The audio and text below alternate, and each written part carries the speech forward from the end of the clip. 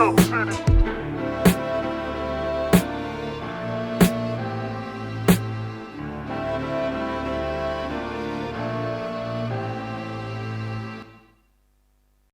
Hey, welcome to New Jump City, everybody, where we recap the week in American and Japanese sequential art. I am your host, Christian, the unbiased king, Espinal. And joining me, right beside me, it is the man, the myth, the legend. It is Joshua, Gangsta Time Code. It's called Partner, but it should be called Gangsta Time. What's good, everybody? Yo, it's good to be back. Oh, yeah. In Brooklyn. Yeah. Also joining us is the non-disembodied voice, the actual in-person here voice of our producer. It is Edgelord, Big News Brian. So I'm glad I pressed the right button. Yeah, there's two Big News Brian drops. It could have gone disastrously bad, but good job. Good job hitting the right one. I didn't specify to him at all. I set him up for failure there. I feel like every time I clicked the button, it was always the Big News Brian one. So this time I clicked on the Big News one. Oh, yeah, that's the one. Yeah, so I guessed correctly this time. Hell yeah. Well, here we are. We've made it 200 episodes, everybody. Very excited to be here. Brian's looking for a drop to celebrate the moment. Is there like a gunshots one? Hit the one-shot one, yeah. The one that we used to do for one-shots. Hey, they come and go. I can't see shit. There's one that says, these sunglasses were a bad idea on a production level, but you know what? We're all celebrating. We're flexing. Not okay? Brian having to duck them down. Like, listen, player. There you That's the go. closest I That's can the best one. All right. Oh, that's a lawyer. Yeah. Despite the fact that I'm dressed to the nines, I'm still packing heat, and I'm gonna pull out my weapon. That is what the kid meant. He broke that down artfully. Well, very excited to be here on our 200th episode. Unfortunately, we couldn't get our entire manga family together. There are some missing chapters this week. We don't have Jujutsu Kaisen, and we don't have Black Clover, unfortunately. But we do have a lot of other stuff to talk about. So let's not waste any time. Let's get into plugs. You could find me at the Chris Espinal on Twitter and Instagram. Joshua Cole, where can they find you? At JD Cole _37. That's on Instagram. And at New Jump City Josh. That's on Twitter. Oh, yeah, Brian. You can find me at b.esp on both Instagram and Twitter. And if you ever want to catch me when I'm streaming, you can find me at twitch.tv/Exponential. Oh, yeah. Valorant. Yeah, Valorant. Actually, I haven't been playing Valorant. What are you playing these days? I've been playing League now. League of Legends. Very cool. You've No, been not playing very LOL. Yeah. You've been playing Like Shigaraki. Shigaraki was playing. Oh my god. The edge is awakening in him. Soon enough, he will be You itching. started to bury that. Yeah. Honestly, after Shigaraki said that he's been playing League of Legends, I now realize why he wants to become like an evil villain. Yeah. Like, Well. that game inspires a lot of deep, dark emotions out of people. Well, we've been trying to get you off this path forever, but I guess destiny waits for no man. In any case, you can follow the show itself at New Jump City on Twitter and Instagram. We used to do a really good chapter of the week poll on Twitter, but now we do it on YouTube. I actually don't know the results of that one. It's still ongoing at the recording of this episode, so I'm gonna take a look-see as the show is commencing. But yeah, you can follow us there. You can subscribe to us on our YouTube to keep up with the poll. You vote for your favorite series of the week. We put up the poll every Monday morning, probably, usually. So yeah, check it out. It usually comes up after the official release is out. So check us out on there. You can email us at newjumpcitypod@gmail.com with any questions, suggestions, anything you guys want us to talk about. That would be very cool and very welcoming. We love feedback and stuff. So check us out on that. You can subscribe to the podcast, as I just said. Subscribe to us on YouTube. Comment on what your favorite chapter of the week is, whatever you guys want to talk about, your thoughts on the chapters, your thoughts on the show in general. I'm trying out some new post-production stuff on here, so feedback would be very appreciated. Tell me how I'm doing. Do that thing. Be nice, though. Don't be mean. It will shatter my heart. I don't give a fuck, yo, personally. But be nice for Chris. Yeah, I will be pouring hours of blood, sweat, and tears into this. So He needs ginseng for his heart. Yeah, can't be mean. yeah, ginseng for my heart, please. So subscribe, like, tell us what you guys think about the show. If you prefer audio versions of the podcast, you can find us wherever you listen to podcasts audio-wise. You can find us on iTunes, Spotify, Google Podcasts, Pandora, all of those shits. You can find us all on that. So, yeah, that's it, right? That's all we usually do. Happy 200th, everybody. Let's get this show started. Hurry, Brian.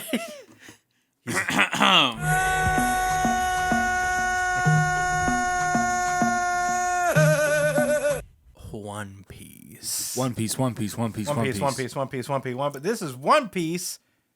Oh, wait. Okay, now I know the winner. Is it One Piece? No, it's not, actually. This is One Piece chapter 1067, Punk Records. We got a cover page update.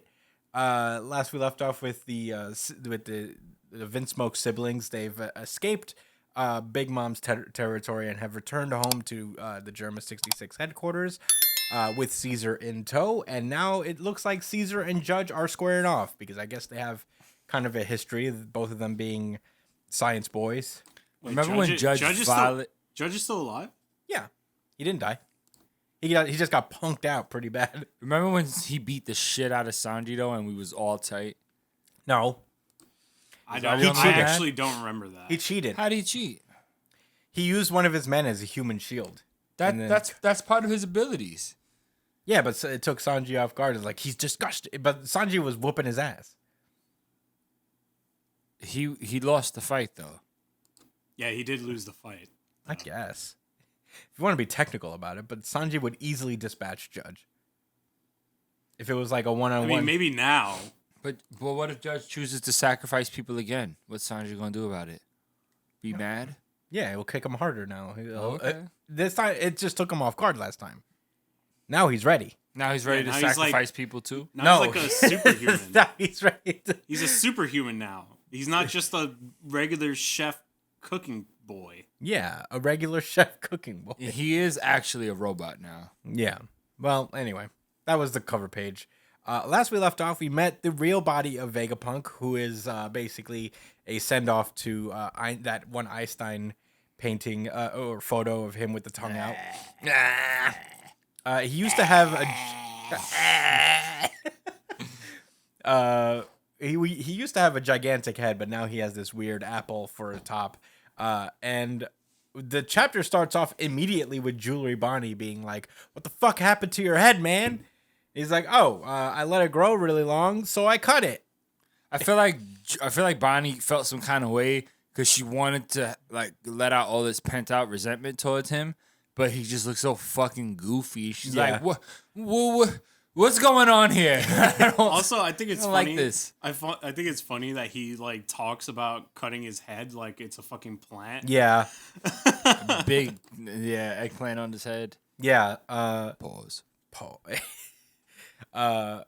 So apparently, we now learn that Vegapunk is so smart because of a devil fruit. He has eaten the brain fruit, which allows him to store infinite amounts of knowledge into his head, but his head has to grow to compensate for the amount of information that he has. So he's basically fashioned his head into some kind of antenna, and the real Vegapunk head is the top of the Labo phase. The top of the fucking Egghead Mountain Island is his entire brain. Yeah, and his brain is still growing to this day. Oh yeah, Oh, that's why it's called Egghead. yeah. Well, it's also shaped like an egg. Well, anyway, That's so crazy. yeah. Anyway, so yeah. Real quick, I wonder if this egg has something to do with the egg that Roger had on his ship. You know what I'm talking about? No, what There's do you mean? that big ass egg that he had on his ship. It's probably a giant. A big egg. Probably a giant egg. I don't think giants are born that way. Well, if it's important, it has something to do with giants. That's true. That's very possible. It is, it's One Piece. Yeah. So Yeah, basically the way it works is that he has his head has grown to that size, that mass, and basically he has all of the other personalities that he is imbued with, the other Vegapunks. They're all like kind of transmitting their knowledge into the big egghead thing. And in theory, he would be able to do that with the whole world, technically.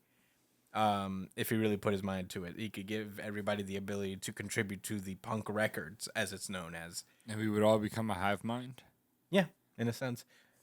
We all become a hive encyclopedia of knowledge. Isn't that what the X-Men wanted? No, that's what the other guys wanted. Which other guys? The robot peoples. The real robot people, not the Sanji robots. Yeah, the phalanx? Phalanx. It's been a long time. Also, we miss you, Hickman. A real quick clarification. Vegapunk wasn't a genius because of the brain fruit. He was a genius before he ate it, and that just amplified the brain fruit. How do you know that? I think that is stated in the chapter. You think? Yeah. I don't remember reading that.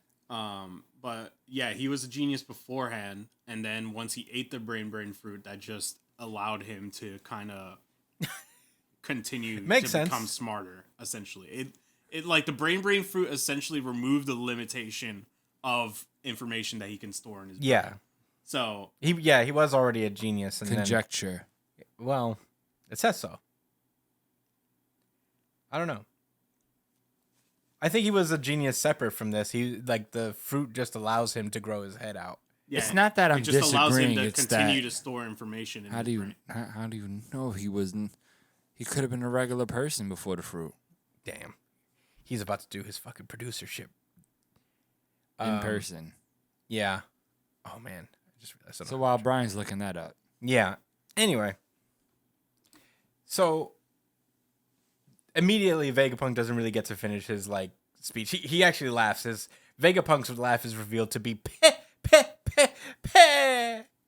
And that's when Jewelry Bonnie whips out a lightsaber and threatens to kill Vegapunk if he does not transform her father Bartholomew Kuma into a human again. And he's like, no, please stop, switch it out now. The light from the beam is going to attract an enormous cloud of insects. And that it does. She's foaming at the mouth. Yeah, these bugs seem to have like electricity powers, it seems. So, it shocks her up pretty bad. This was a funny moment. We have like Luffy basically like, hey Bonnie, look, it's a stag beetle. I hear in Japan catching stag beetles is like the shit. Yeah, I guess because this is every time Luffy goes, are they that big in real life? Luffy has a tendency to look for stag beetles whenever he can and just be really? like, look, it's a stag. He did it in Jaya, where he was like, I found a stag beetle. What's Jaya? Remember back in the day, the island before Skypiea? Yeah. I do. Yeah. Where a piece of the island got shot up. Yeah. Right. Nolan the liar. Yeah. Oh, that was a good story. Yeah. So Vegapunk is just kind of like, he's down on himself. He's like, I don't blame her for wanting to kill me. It's a good thing the weapon she grabbed was a failure. Speaking of which, I learned that you guys were in Wano recently. Is it true that there was a second dragon there? And Luffy explains like, yeah, that was Momo. And he's like, yeah, I left that fruit behind. It was a failed devil fruit that I tried to recreate. I spent like 20 years trying to figure it out, using Kaido's bloodline elements. But the fruit doesn't have the same qualities. It's just not the same. And it explains why his dragon looks a lot like Kaido's dragon. Mm-hmm. And he's like, it was a success. It worked. He was a giant fire-breathing dragon. And now he's the guardian deity of Wano now. And he's like, you made that happen. But what color is he? And Luffy's like, pink. And then Vegapunk just slams his head into the ground, just like, I'm a failure. Damn it. Failure. Yes. Yeah. Thank you, Brian. And he's like, who cares about that? And I guess Vegapunk is a perfectionist here. Luffy goes on to ask him about the robot, and he's like, did you make this robot too? He's like, I did not. He explains that it is the legendary Iron Giant that was said to have attacked Marijois about 200 years ago. Marijois gets attacked a lot. I feel, with good cause. Marijois sucks. But yeah, he's like 200. It's only twice. This giant guy and recently. Fisher Tiger. Oh. Well, they well, bring he it broke on out, themselves. but you know, in a way. I know what you mean. Yeah. Oh, well, yeah. not criticizing at all. Fuck Marijois. But it's funny how much it gets attacked. Anyway, so yeah, apparently it attacked Marijois 200 years ago, but it was actually built 900 years ago. Its goal was never understood, and they say that there was no damage because it ran out of it only because it ran out of energy. So I guess it wasn't defeated ever. It just like ran out of juice, and they didn't really need to fight it anymore. Scientists were utterly shocked by the event, and no one knows where it came from or what it was trying to do. So the government ordered it to be destroyed, but curiosity prevented scientists from carrying out those orders. So it rests here, and the government is none the wiser. So a collective of scientists seem to have gathered this robot and brought it to Egghead and basically kept it there this whole time. So we then cut over to the other Straw Hats that are with Shaka, and he explains that 200 years ago was around the time when fishman discrimination became a huge issue. So it was kind of like around that same era, I guess, when fishmen started to get persecuted by the world above.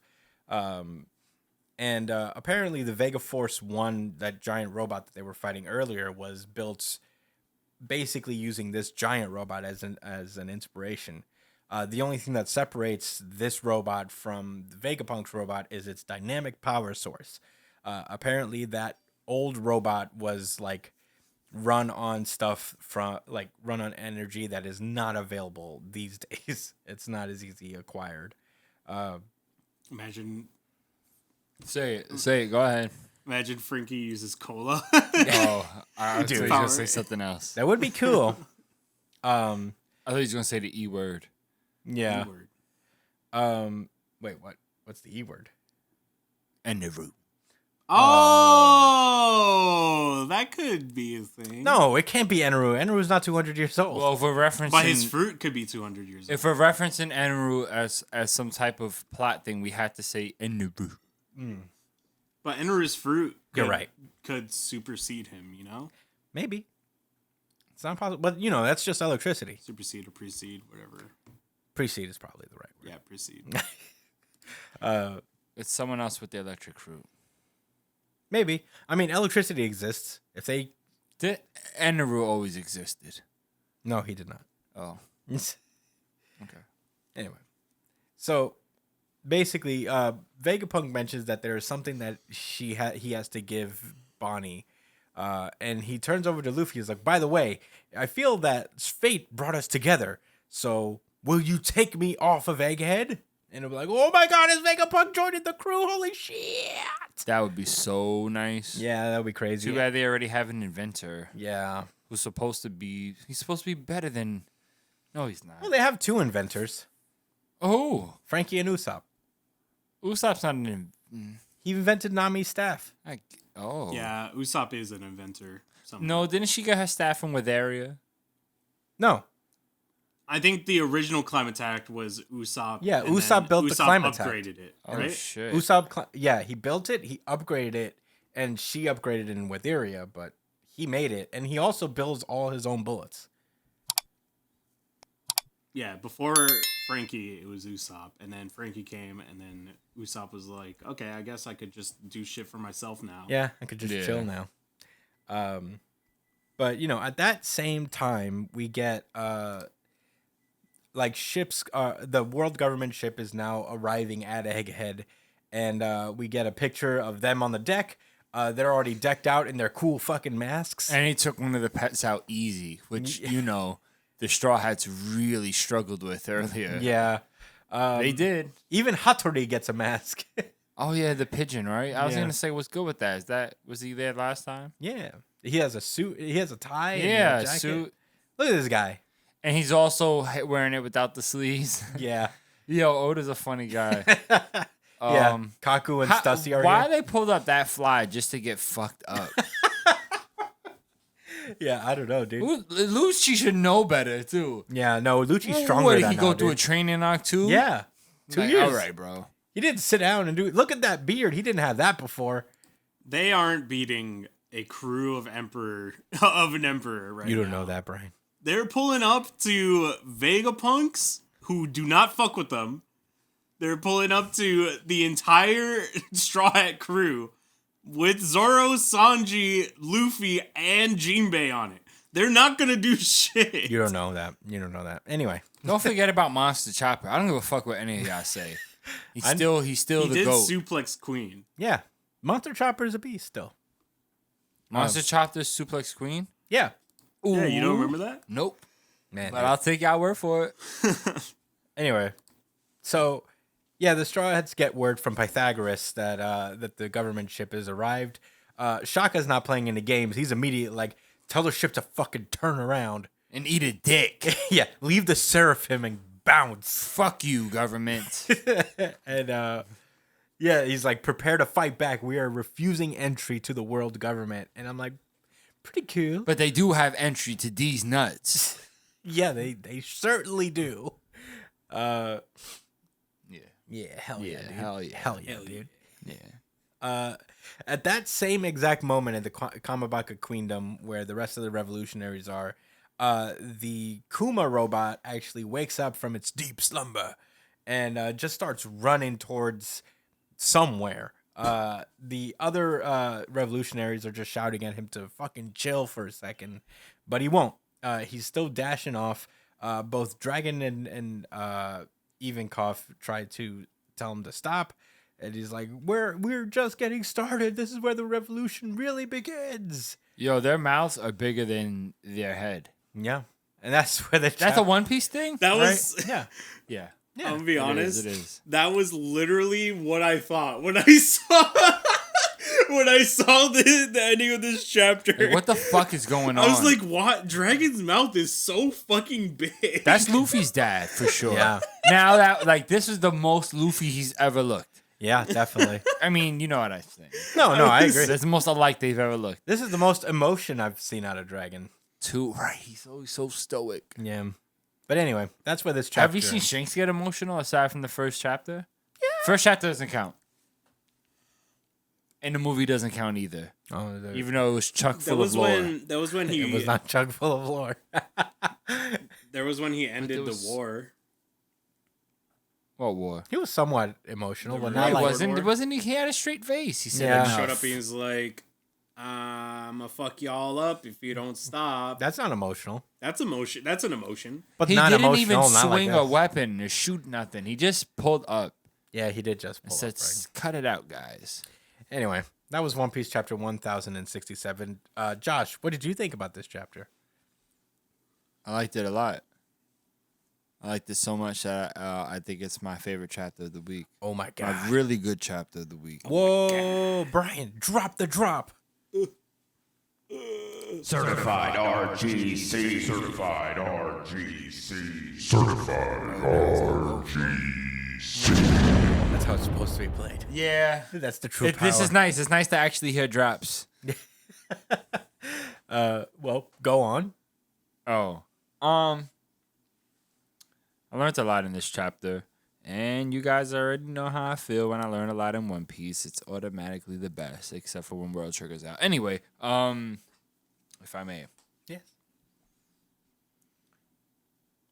I crack a lot of jokes about giants in One Piece because even aside from what anything like Chris has said or what people talk about online or whatever, literally one of the first places they got to was like an island of two giants. So again, giants have been built up in the series, and it's not like Oda has created this hype not superficially, but by not talking about them and not mentioning like Elbaf and really like giving us like any bit of information about like how important giants are to the story makes it seem that much bigger of a deal. So when they said this fucking giant robotic armor attacked Marijoa, which, lit.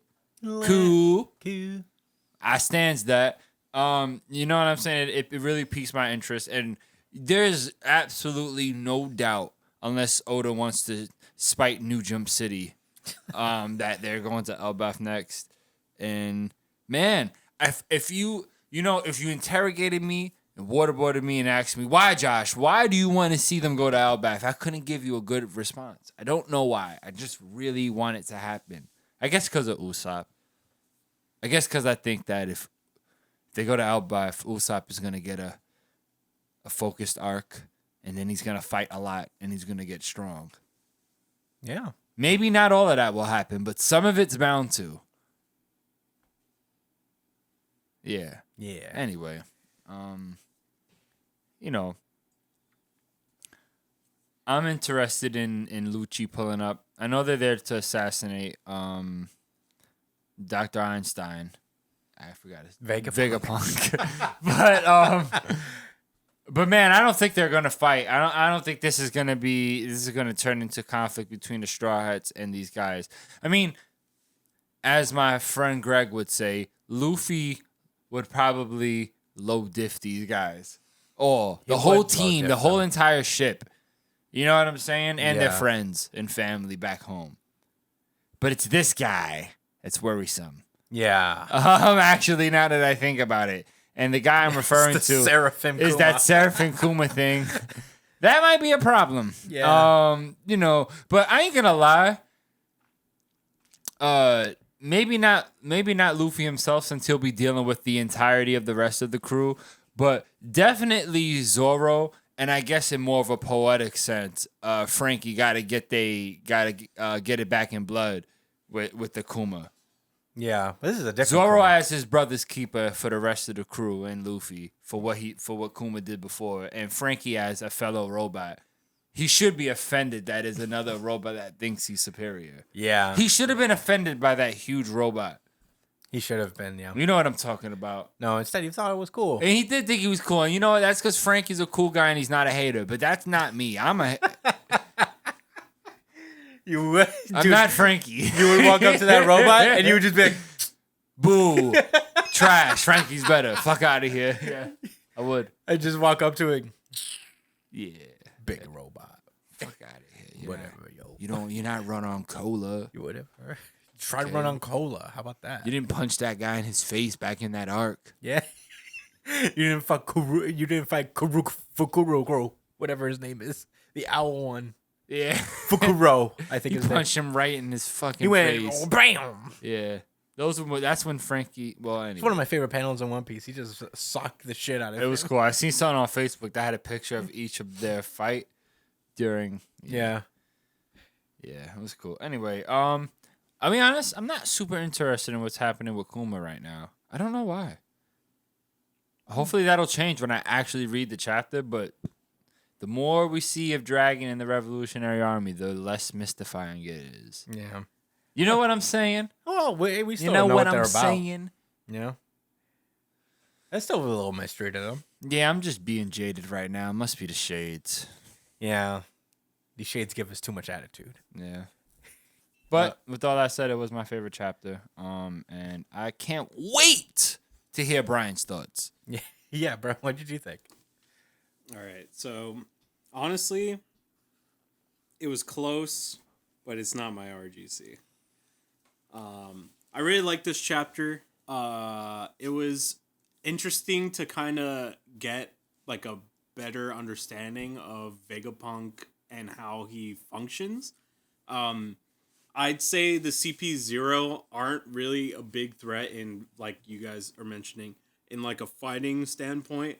They're not going to be that big of a threat. Like Zoro could probably handle those three coming in right now. He can handle every single one of them. But their threat is not in direct combat. CP0 operates more in like strategic attacks. So I'd say they're more dangerous when it comes to Vegapunk's brain more than anything else. They could probably go up to Punk Records and destroy it. That is probably the plan. So they're just they're just gonna straight ignore Vegapunk, all of his robots, and the Straw Hats, and go straight for what makes Vegapunk Vegapunk. Yeesh. This guy's making up for that ignorant claim earlier. What ignorant claim? Something about him being smart before the fruit, which I refuse to believe without empirical evidence from Oda Senpai. Well, it doesn't make you automatically smarter. You didn't even say that. You said it just allows you to store more knowledge. Oh, I guess so. I guess you could be a genius with a regular sized brain. Yeah. Well, yeah. So that's what I think this arc is going to be about in the end. But I don't know how they make it how they neutralize the CP0 without the government just sending more people to fucking wreck Egghead, because the brain is still very vulnerable at this point. Like, you can't guarantee its safety at all right now. So if that brain gets destroyed, what happens to Vegapunk and all these robots and shit? I have a theory, and I'm not bullshitting right now. Uh-huh. I don't think Vegapunk's gonna make it out of this arc alive. Hmm.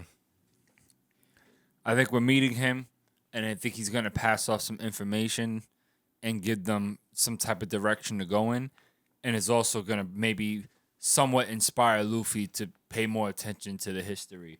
Mm. And if not Luffy, then for sure the rest of his crew being on the same page. You know what I mean? Yeah. I think he's here to play that role. You know what I mean? To give them knowledge. I don't know what's up with Bonnie. I think she's just an important character. I don't see her joining the crew or nothing like that. No. But, you know, this is all. At this point in the story, it's important to keep in mind that all of this is connected. Yeah. He's focused. You can see it in each chapter.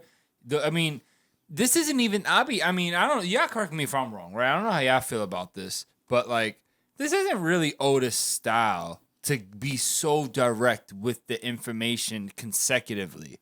Yeah. You know what I mean? Where it's not like some type of like flashback or somebody saying like, making it very clear, I'm about to give you a backstory about, something. So I can tell, he's this is all hand in hand. Something with Bonnie, and even what Kuma's going through. I had the thought earlier that I think Kuma's running towards. By the way, sorry, Brian. I guess I had some more thoughts. But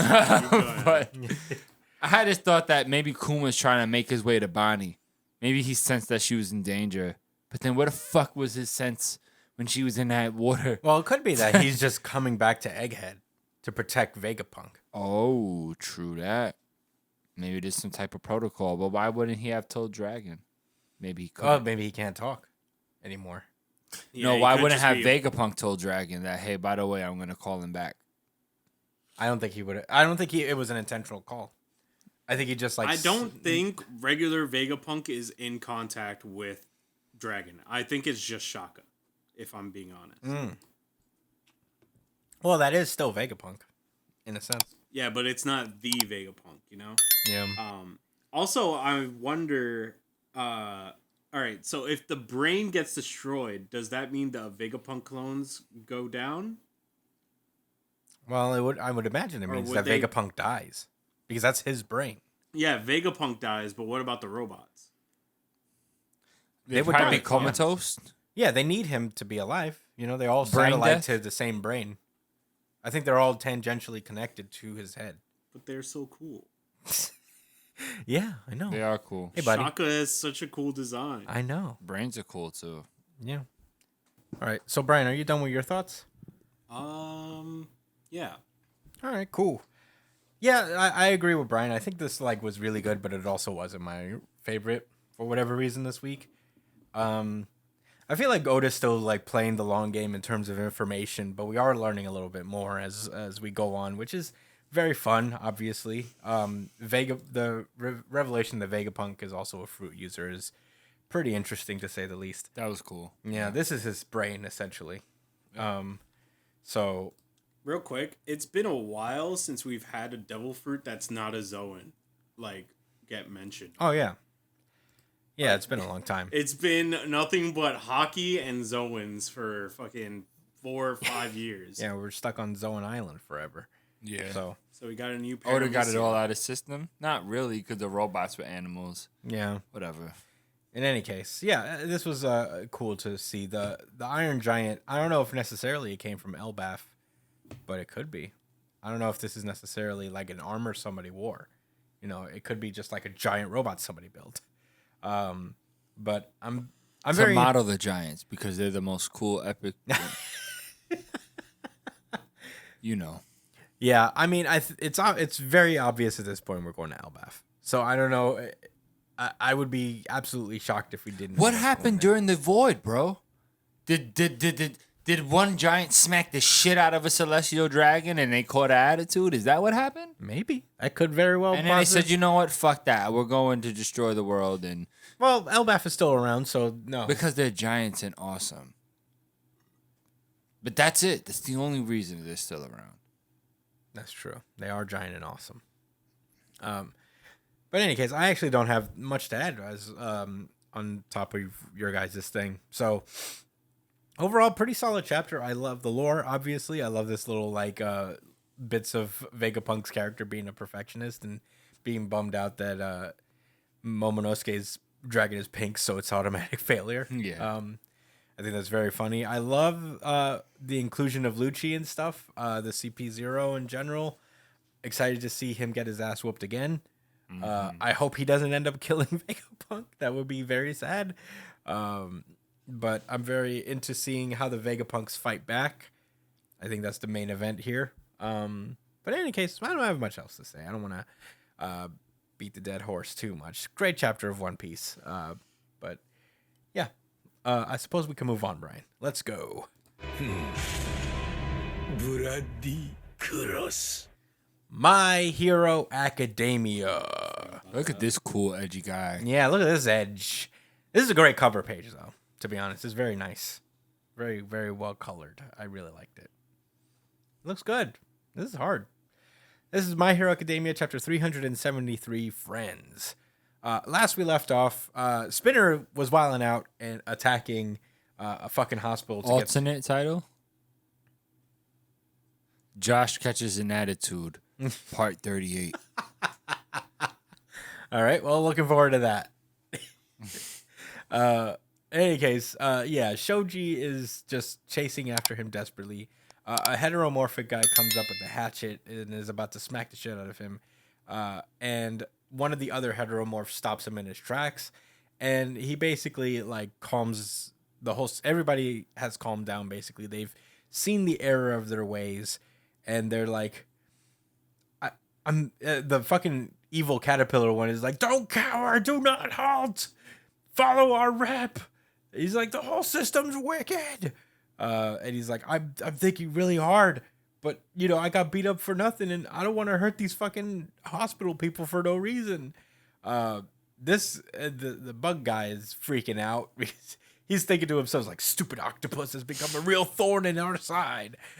Just like that. Yeah, just when we managed to radicalize their passion, and yeah, it didn't work out. Good for them, I guess. Put a bookmark in that statement. Yeah, in he's this like, page. That passion and fervor was meant to bring our supremacy. And Shoji mentions that you know, he tells the people that like the feelings that you have were neither useless nor wrong.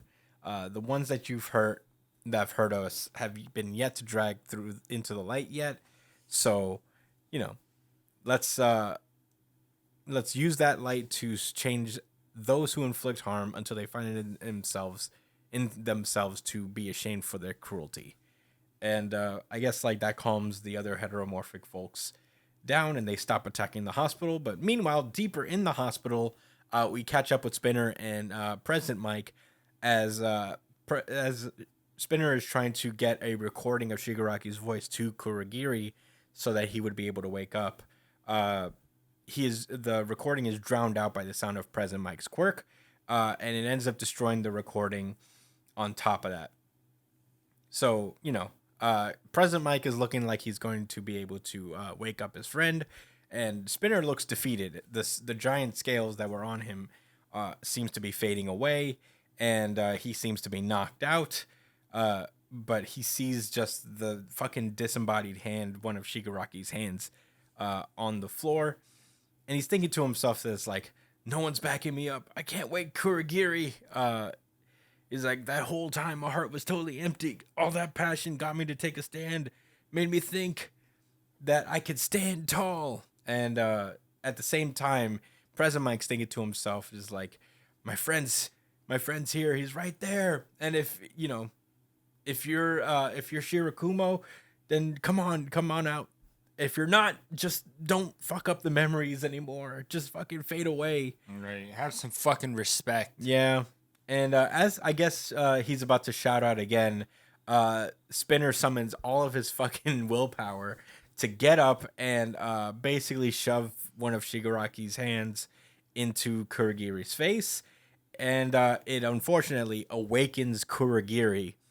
And he has Shigaraki's hand, and he proclaims that he is the protector of Tomura Shigaraki. And that's the end of the chapter. It's placed weird, the to be continued. Oh, I guess. Yeah. Yeah, maybe that's another chapter where there was another page. Yeah. It was supposed to go here on this last page, I guess. But that is the end of the chapter for My Hero Academia chapter 373. Josh, what did you think about this chapter? All right, so when I said this, the first thing I said about the alternate title, it was really more of like a red herring. The only thing I'm annoyed about is this is the only problem I have with the chapter, and then the rest is honestly positive things to say. So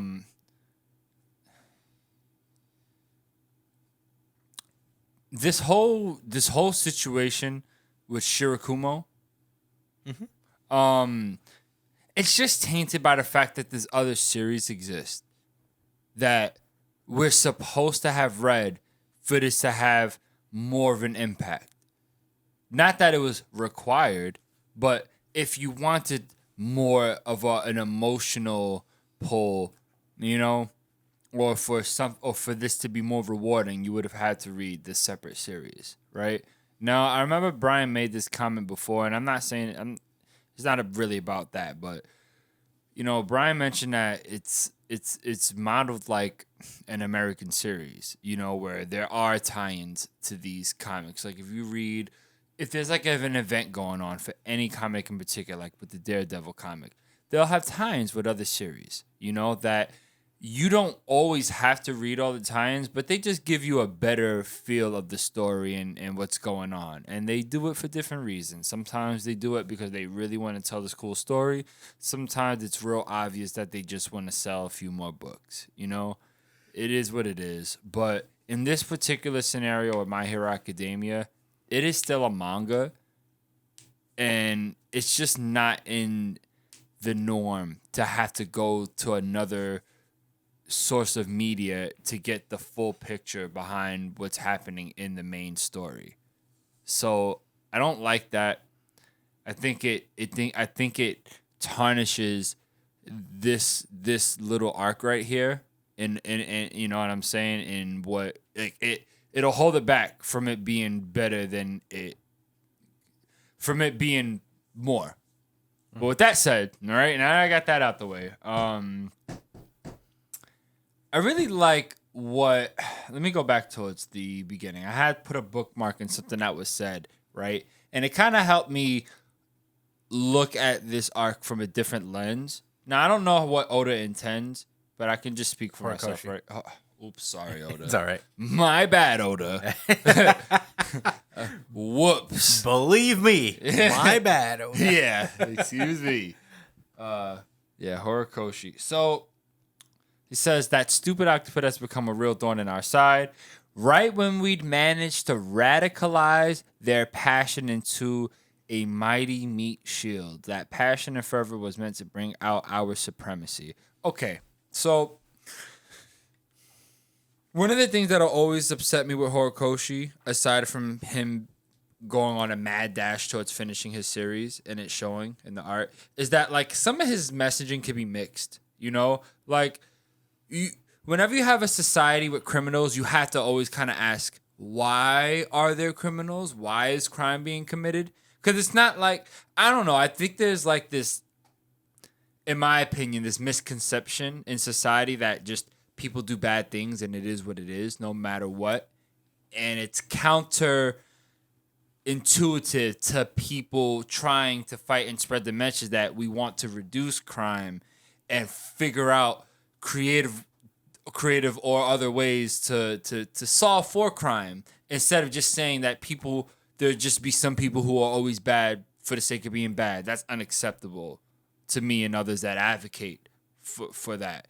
All right. But these criminals in this particular scenario, right, in this comic, these guys are evil. This guy clearly, the Centipede Man, does he have something like that? Centipede evil guy. Clearly says, like, he doesn't hide it, and we already knew this from the jump too. This ain't a secret or nothing. Yeah. They're being used. You know what I'm saying? For sure. Like, there was real issues that these kids, that these heteromorphs gone through, and these evil people are manipulating them and using that. And we can draw real world examples to that. Like a lot of right wing extremism here in America from white people. When you hear about school shooters that are white or people, it doesn't have to be a school shooter, just people committing violence against minorities or other people because of their extreme beliefs. That is truly, exclusive. And, everyone could go do research for themselves. But, I do my reading and information. And look, most of the time it is these right-wing reactionary people that react so violently, and they have issues too. They're struggling in this country not the same way, but similar to how minorities and other marginalized group of people. If you're poor, if you're not rich, you're pretty much poor or like low middle class, and we're all going through. What I'm trying to say is that we're all going through shit. Just because one group of people is going through maybe less shit historically than the other doesn't mean that they don't have pressure on them, right? So, yeah, I feel like based on, I think our media in general radicalizes people, but specifically right-wing media radicalizing right-wing thought people to act in that way. I'm kind of losing my train of thought because of all of these. I keep like repeating the same terms, but the point is, he's talking about radicalizing a group of people who are upset, and that's super relatable to what's happening now. As far as framing it, like, look, you guys, your pain is real, but the action you're taking is wrong.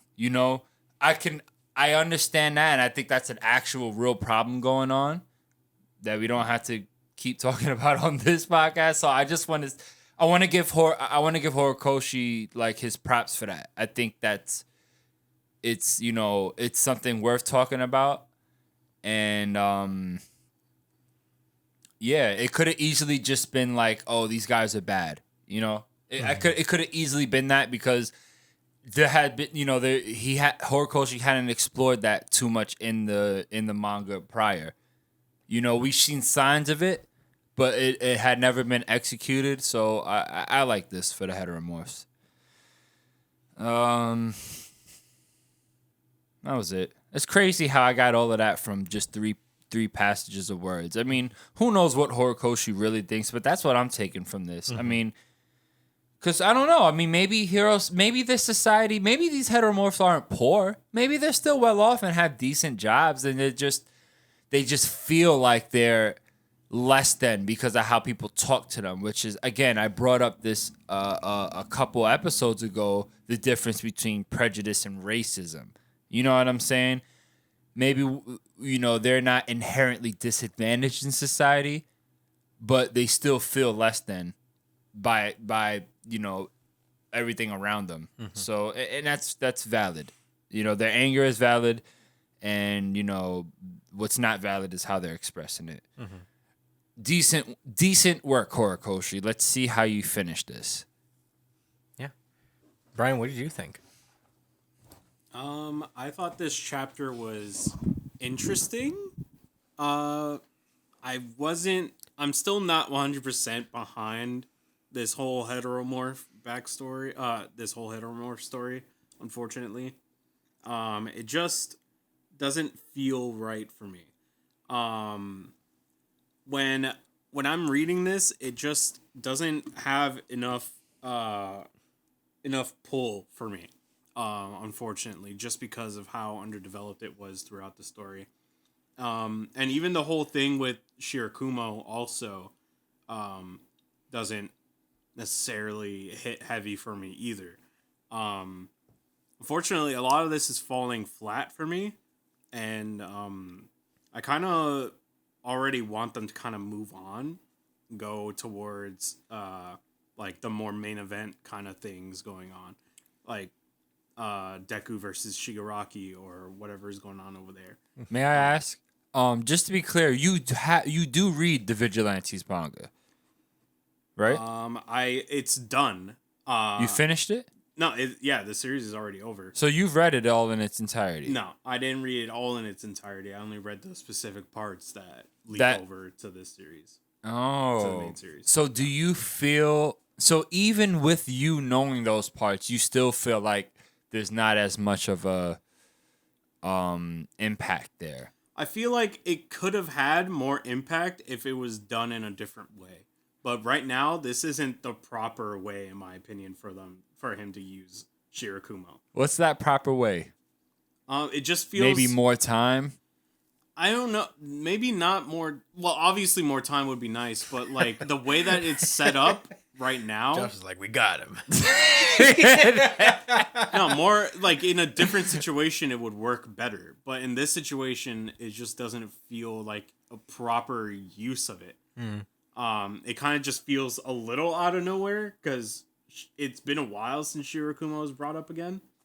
And it feels odd to have present Mike, you know...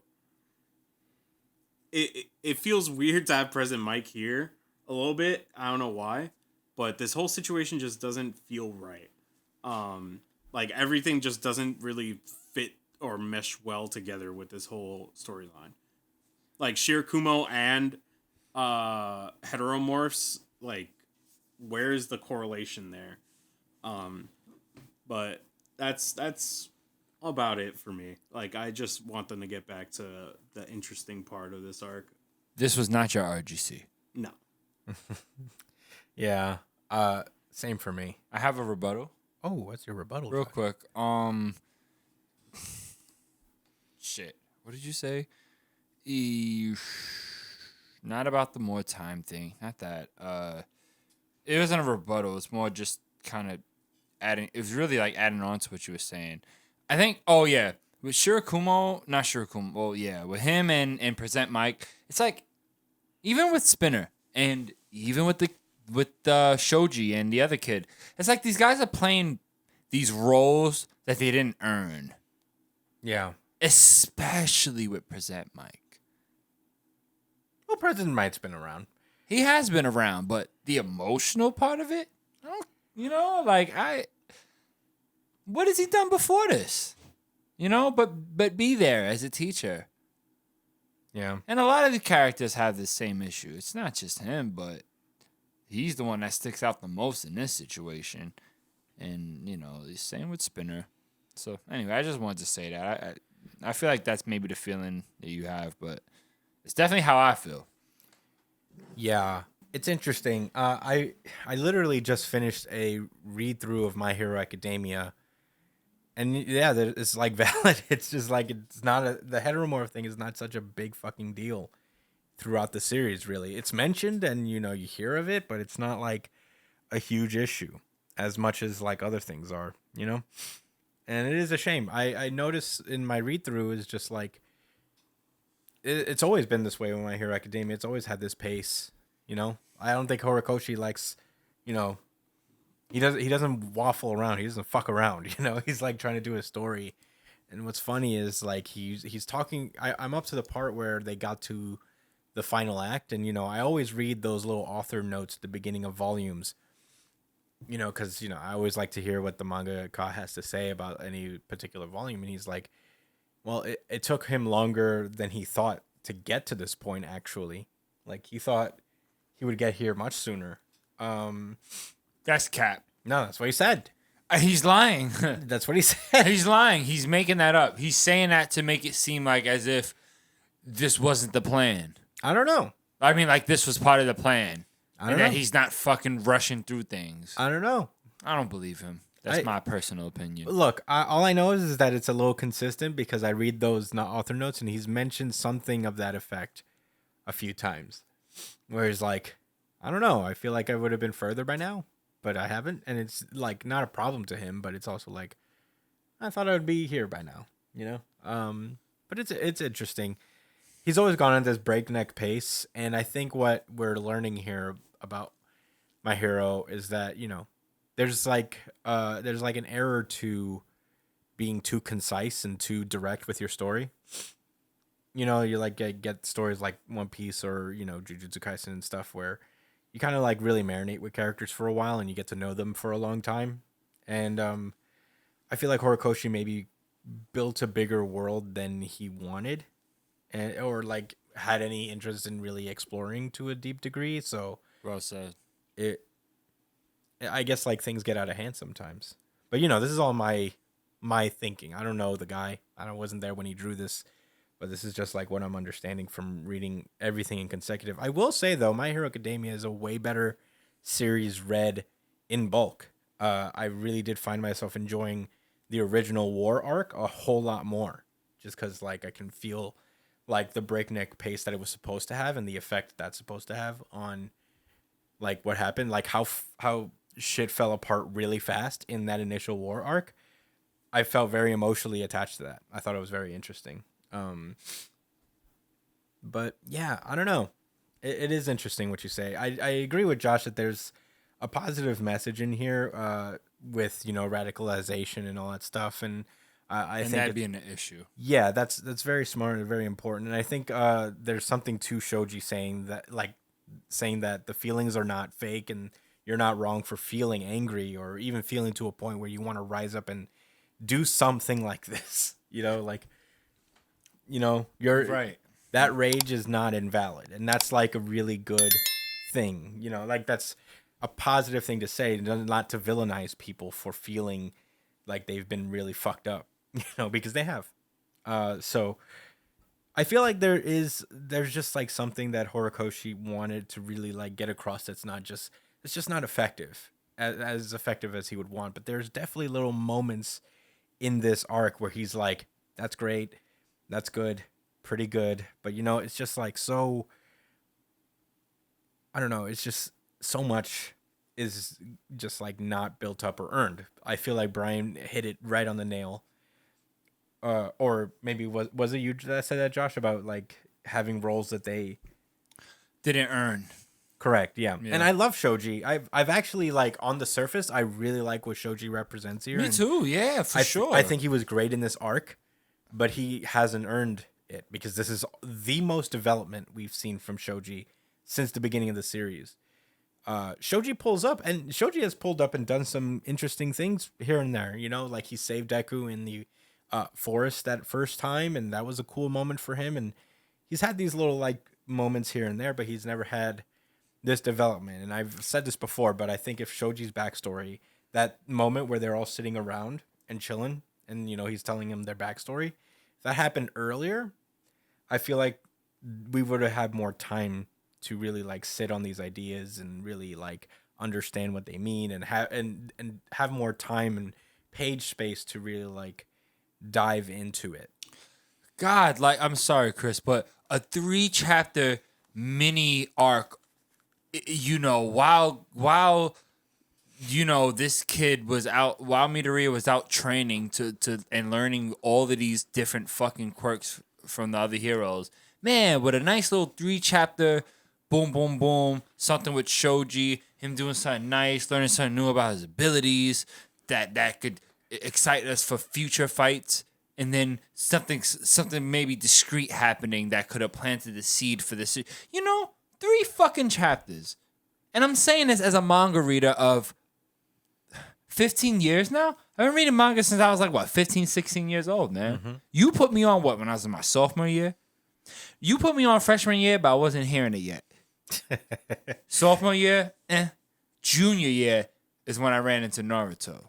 That's what it was. Yeah. But anyway, I've been reading long enough. I know how it can be done. I've seen it happen in many different ways. I've seen him do it in one chapter. I've seen him take a year to do that shit in other series. You know what I'm saying? You know what I mean? It's so, like, man, it just, a little bit of attention to it. Just to first, I mean, One Piece does this all the fucking time. That's the only, I talked about this the whole time in One Piece for my part. That the only reason I care about Giants is because we got a little taste. And enough mentions. You know what I'm saying? Yeah. We did not get that with this. Yeah. I'll say this. They look cool. You got some people shooting fire out, and the other guy looks like an alligator. Same shit to me. Yeah, I'll always attest that where the volumes leave off is like the Dirty Deku era. And I know you have your feelings on it, but I feel like that whole stretch of time is like a huge missed opportunity for My Hero Academia. Because the amount of stuff they actually built up for that arc and that never happened was kind of wild.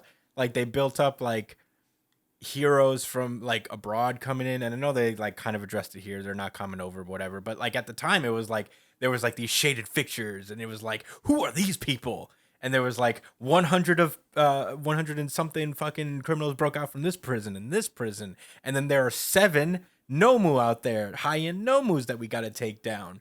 And you know, we get these little like glimpses of this post-apocalyptic My Hero Academia world that I feel like if we had explored more, it would have made for a way more interesting series. And, you know, the parts that I'm reading right now, I forgot how good that shit was. Like, that arc was great. You know, Deku just, like, learning the other powers and, you know, the other heroes doing stuff in the in this, like, post-apocalyptic thing. You could have told a little bit of some self-contained stories in there. You could have had maybe, like, an arc of the kids looking for Deku and just, like, coming across various villains and stuff and, you know, getting, like, laying the foundation for stuff like this, you know, so that, you know, say Shoji could go up against, like, a heteromorphic villain or whatever, and then have this be, like, his crescendo final moment, whatever. Him and Spinner going to the same fucking informational session or maybe rally, you know, because even though one's a hero, he still cares about his heteromorph, so he's there because he's interested. Yeah. And while the other one, even though he has his own plans and schemes with the villainous organization, still wants to be out there. It could have been 2 people. Look, you know, there's a lot of artistic things he could have did with that. Yeah. And to me, that speaks to a lack of interest. I'm not gonna say skill, because man, I'm just talking shit about this comic, bro. Yeah. I'm not writing, so you know, it is what it is. But just like you said, missed opportunity, man. I've seen it happen in other series, and I thought I'd seen the signs for it early on in this one. Yeah. I don't know. We make this criticism of My Hero Academia Constantly. a lot, so I try not. Sorry, I don't want to guys. beat it over the head too much, but it is a truth, and this is like one of the moments, and I feel like it's going to continue to come up in that way. But yeah, it is just like kind of a shame. But you know what? It's not my story, and you know, I feel like Horikoshi wanted to get to this point a lot earlier, and he's here now, and he's just trying to like execute the moments that he really wanted to execute from the beginning and kind of get out. But you know, I don't think he's I don't want to say that there was a lack of effort, because you know, he is drawing his fucking ass off a lot, and I don't think you can put in this much work if you don't care. You know what I mean? It is just like, I don't know. I think he's just trying to hit his beats and hit his marks and have these like moments fleshed out, but I honestly believe if My Hero Academia was in the mature section of Shonen Jump, it would have been better off, in my opinion. I feel like Horikoshi getting a lot of public backlash for some creative decisions soiled the series for him, and made him want to get out of it. That's ASAP. entirely possible. Like, he got a lot of heat And like the villains, which I feel like he loves these characters, and I feel that love. I love these characters, to be honest. The League of Villains are a great villain group. I feel like any negative reception he got from that really fucked with him. Because there's like, well, this is the crux of my story. You know what I mean? Like, this is like my thesis that I'm fighting against. You know what I mean? This is like the antithesis, like of Deku and everything. These are the dark mirrors of society that I'm trying to expose. And like, it is a shame. I can understand that if that's the truth. I mean, again, I don't know the guy, but if that's the truth, and his series, like the joy of the series was taken away from him because of like this massive crowd reaction, I feel for him. That's really sad. But yeah, I mean, still, the criticisms are also valid, but I do feel for the guy. And you know what? Just to shed a little light, it is good. This is like a good series still. It's just, it could be great, and it hurts my feelings every time that it's not great. Agreed. Yeah. But yeah, that's all I gotta say. I don't know. Any rebuttals? All right. Well, that was My Hero Academia. Let's move onward. Oh shit. Oh wait, this is Hunter x Hunter. This is Hunter x Hunter chapter 395, Founding Part 1. Alternate title. No alternate title. Oh, okay. Well, last we left off, lots of complicated things are happening. The Cha'ar and the GU underbosses seem to have found a hideout for the Haley. But that hideout is guarded by a trap that if you go into the room, you get teleported somewhere else, and then there'll be people waiting there to shank your ass and kill you and eat you alive, I guess. It's funny because one of the troop members says, "Oh, well, that wouldn't matter too much because then we'd just get sent to another part of the ship." And I'm like, I guess you guys don't care about anything, huh? Yeah. I guess they're just gluttons for gulliness. Like, yeah, they're just ready. Gluttons for gulliness. Yeah. Okay, so among other things, the royal guard for Seri, the fourth Prince Seri, Saradnik. I am not Serendici. Serendici. I say Serendici because it sounds very European, which makes it easier to associate with evil. We're gonna butcher his name on purpose. He's not a good person anyway. So, fascist Italian Serendici. Fascist Italian. Yeah. So the royal guard for him are like apparently old friends of his, and they are getting the hint that they're being set up for slaughter. Essentially, there are suspicious actions by the Haley that are not being acted on by the police that are on the ship, and the princes don't seem to be acting on it either, giving the impression that they're just waiting for the Haley to give them a reason to slaughter everyone in the lower fucking tiers of this ship so they can make some weird blood ritual sacrifice thing for the battle succession. So somebody thought that might... All right, it was the cow guy, right? He was the one that surmised... I remember him... There was a chapter where he was like, is that the reason? Because he was already thinking that, okay, people are dying and like...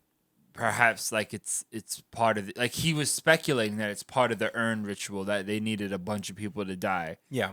But is that a real thing? Is that actually the case? I don't think so. I think there's just nope. That's the conjecture is that they are allowing the mafia battle to intensify so that the people that are disconnected from so that people who would have a vested interest in shutting down the mafia so that they don't seem associated to them, the princes, and the Hunter Association that have a vested interest in protecting the princes, go down and fuck up the mafia. So this is a plan to destroy all the mafias in general? yeah, and probably And the civilians. princes are complicit. Somewhat. They're just waiting for a reason. They're just waiting for shit to break out so bad that they'll have no choice but to send hunters down and to fight them. Yeah. And that fight will lead to hundreds of casualties from not just mafia people, but civilians that just happen to be fucking around because they'll be battling with Nen. Right. And that's not going to be good. Anyway, I hope I got that right. Perhaps we'll see. I never feel like I do. Anyway, so yeah, the Cha-R and the Zhu Li battle, the Zhiyu. I keep fucking up the names now. I'm supposed to be knowledgeable about this. The Zhiyu. Yuji Itadori. Yeah, the Yuji Itadoris are looking at the map and just be like, this is where the Haley's offices are. And you know, they weren't in the office. They sent the troop over to deal with the hideout. In the meantime, they're gonna go after the pair that Hinrig found and capturing them alive. And he's like, did you explain to the Phantom Troop about the trap? And he was like, yeah, I did. I asked if they had a strategy, but they said it didn't. It doesn't matter. Cold. They're not worried about anybody else being stronger. No, they don't care. It just doesn't matter. They don't to them. care. They're so strong. They're like, listen, the only obstacle in our way is just the fact that we don't know where somebody's at. Yeah. That's it. Yeah. Nothing else is a problem. Not these mafia people, not the princes upstairs, not Kurapika, not Gon or his dad. None of these niggas is a problem to the troop. Well, Kurapika is a problem for the troop. Well, they wouldn't be mad. They wouldn't be scared of him. They would not, him. even a little bit. They can't kill him Why not? because he still has his Nen in Corolla's heart. No, No. They love Corolla that Nen much? chain. No, I think it's. I think like that was a condition that was temporarily. Like he let him go from that. Oh, okay. But in any case, they're not looking for him anyway. I don't even think they know he's on the boat. But in any case, the troop that are there are Phaeton, Nobunaga, and Finks, and they pull up to the Haley headquarters, and they investigate it. I guess they don't get sent away immediately, so they're just like looking for the place where the trap would be, and they're like, well, let's try the bathroom. And he's like, well, if the story checks out, the hidden room should be four or five times as large as this room. And Nobunaga's like, again, I don't care if it's a trap. And Finks confirms, sure, as long as the trap sends us somewhere within the ship. But what if it throws us out of the ocean? And he's like, I don't think they would do that. But, you know, let's try it. Even if it did, you know, we just fight the ocean and beat it anyway. So, whatever. I'll just cut the ocean. Yeah. So No big Nobunaga deal. does a cool, perfect rectangular cut of the bathroom leading into... Not a square one? Is this not... No, it's the sides are not equal. It's a rectangle. Ah, you're right. Fool! So yeah, he cuts a perfect rectangle, and then he lets... Phaeton tells the guy to go in first. He's like, you first. The Haley guy enters, and, you know, nothing happens. They actually end up in a headquarters. But it turns out the Haley that were hiding out there are now gone. They've evacuated. They, which is not an amateur move like they expected. The troop is under the impression that the Haley are just like amateurs. But this, the fact that they know that the troop is after them and they left, knowing that they might find them here, that's like, all right, someone is in charge now. Someone's making smart decisions. Someone's playing games. Yeah, he's like, Nobunaga notices, he basically says like, hey, these guys are a lot like us, you know? Maybe a switch flip when one of their own was killed. And Finks is like, you keep saying that, but this is different. It's like, you sure? I mean, we were like this in the beginning. We were just in the dark, searching for something, anything. And most of all, resignation and anger were the driving force, am I right? And then all of a sudden, flashback! Right. We cut over to Meteor City, and there's a videotape flying through the air that is caught by Franklin, a young Franklin. Oh, yeah, that's the Frankenstein guy or whatever, right? Yeah, he gets a thing that's I guess they think it's like something to teach them a foreign language or so. I believe this is Shalnark, but What the fuck is Shalnark? the guy with the cell phone. Oh, he's dead. Yeah, he dead now. Did he not die there when he got hit with the rock or whatever? No, he died when He said, "I'm gonna kill you 9 more times." Yeah, but that was like he was just like fucking around. I guess he's gonna like beat him up. Okay. In any case, he's there with Crollo, a young Crollo, and they seem to be running around because they've stolen something, and they were caught by a young Maki. Yo, be honest. Does Crollo look like he's worried? No, he is not. He's not worried. He's not worried at all in any of these panels. Yeah, they seem to have stolen this tape from Uvogin's territory. That's a name that we haven't heard in a while because he's dead now. So yeah, he's apparently living with a young Machi, and Oh, that girl, right? That's the nurse? yeah, that's Machi. Yeah. And Shalnark is like, he's an idiot. I think he's Shalnark at least. He's an idiot.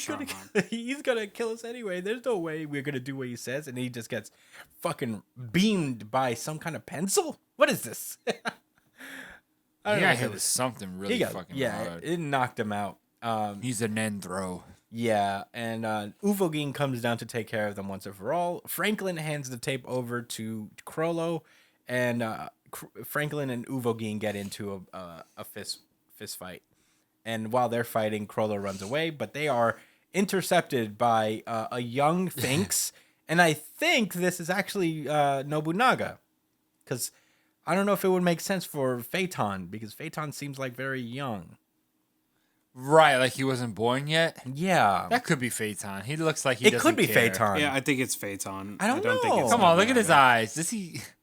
I hate to keep saying this, but come on. Does it look like he cares about anything that's happening in these I panels? don't know. It could be Nobunaga. No. I'm just saying, like, does it look like he cares, though? Nobunaga No. cares about life. Remember he cared about Gon? Yeah, I don't know. It could be Phaeton. The other kid, he does not care about anything. He is the mascot for the troop. Yeah. He is the troopsman. Yeah.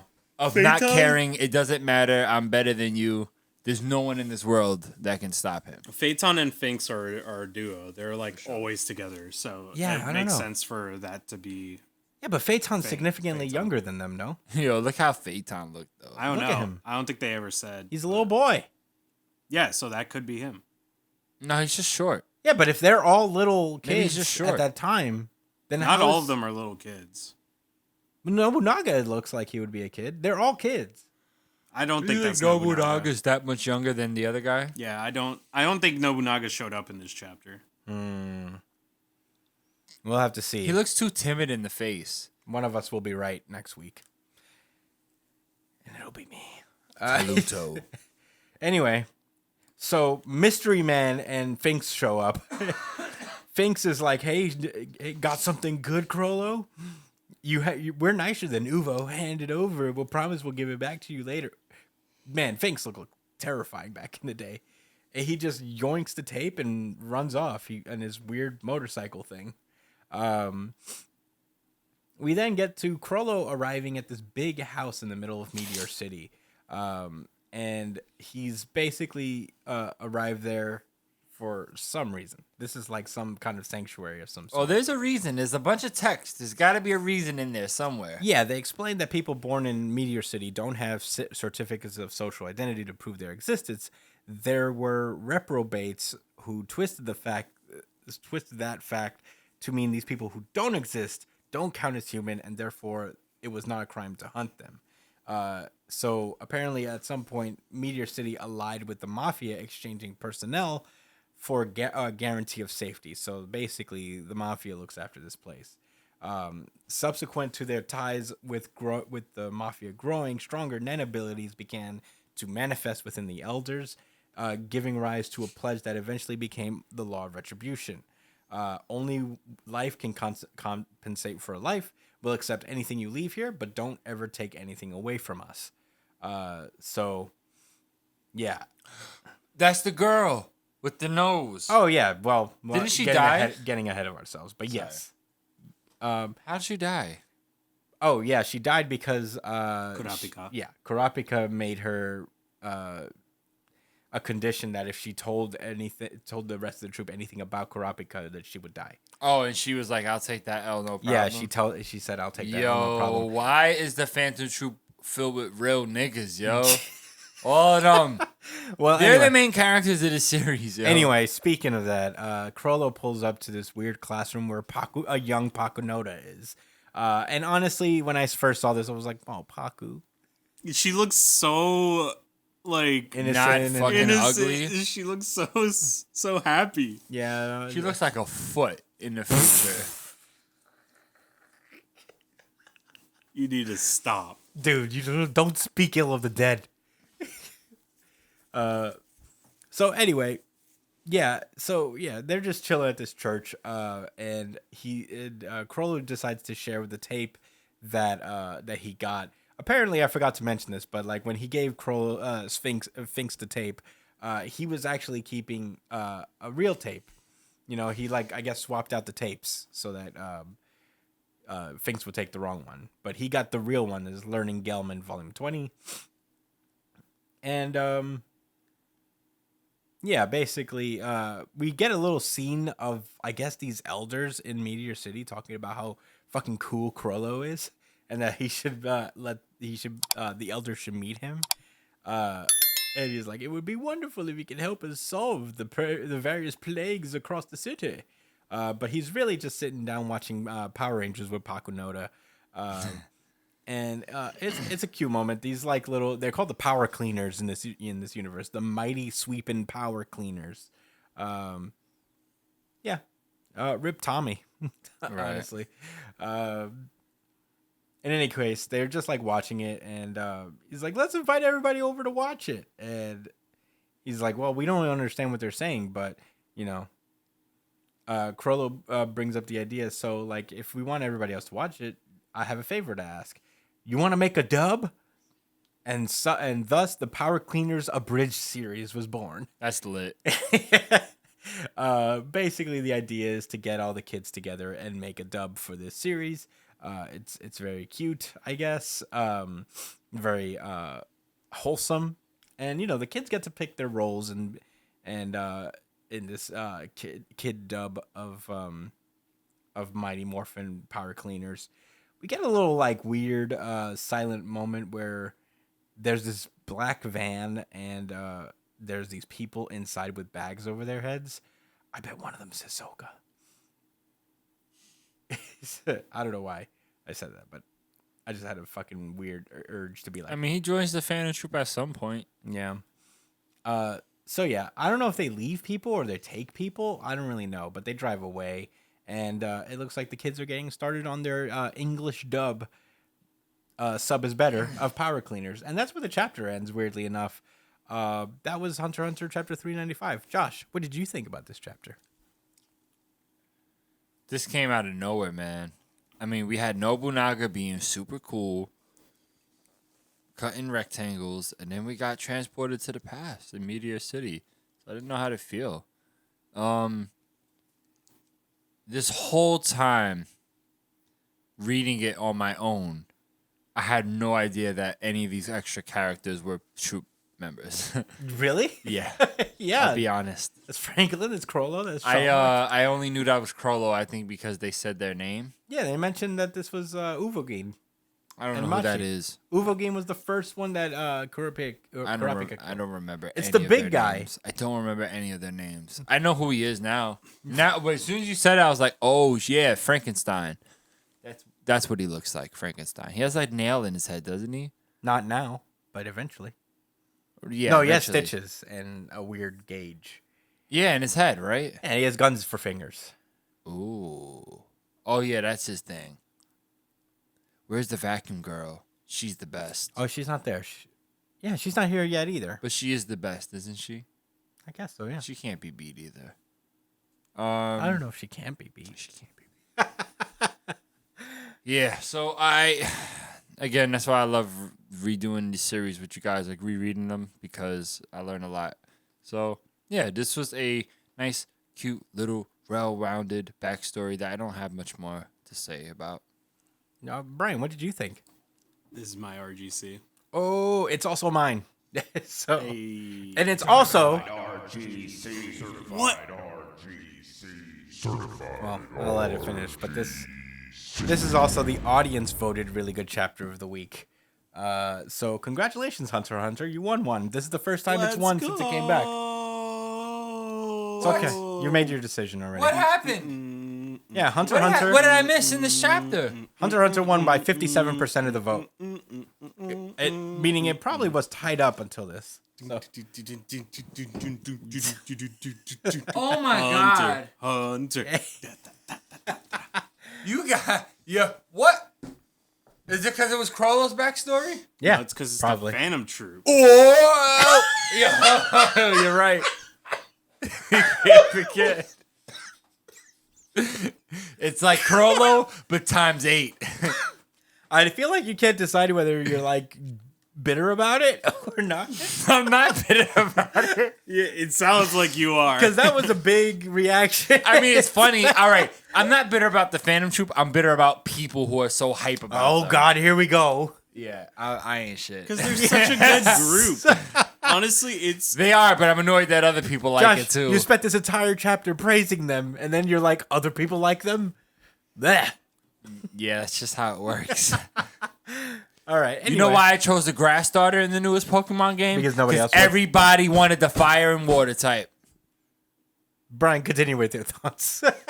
Anyway, I really enjoyed this chapter, primarily because, all right, so first things first, I love the trio of Finks, Nobunaga, and Phaeton. I bet you do. Nobunaga and Finks are my favorites of the Phantom Troop.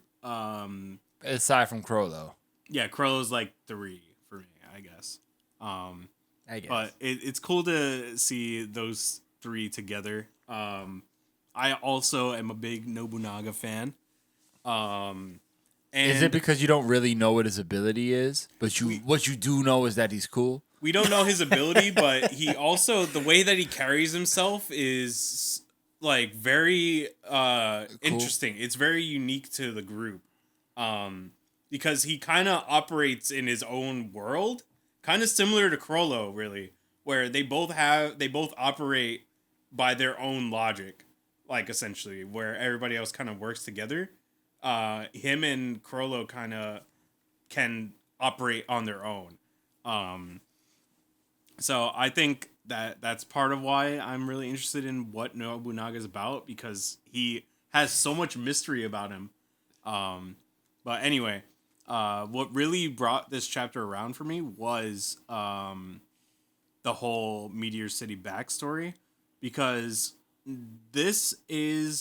we're finally probably going to get answers as to why the fuck the Phantom Troop did what they did to the Kurta clan. Like, here they're like all innocent little kids, and eventually they become people who rip the eyes out of an entire group of people and sell them to the highest bidder. Is that what happened? Yeah. The Phantom Troop killed Kurapika's people and then ripped their eyes out and then sold it to the highest For the bidder. sake of, because they know people wanted their eyes, Yeah, they're right? thieves. Yeah, we don't know why. We don't know why. Because they that wanted the happened. money.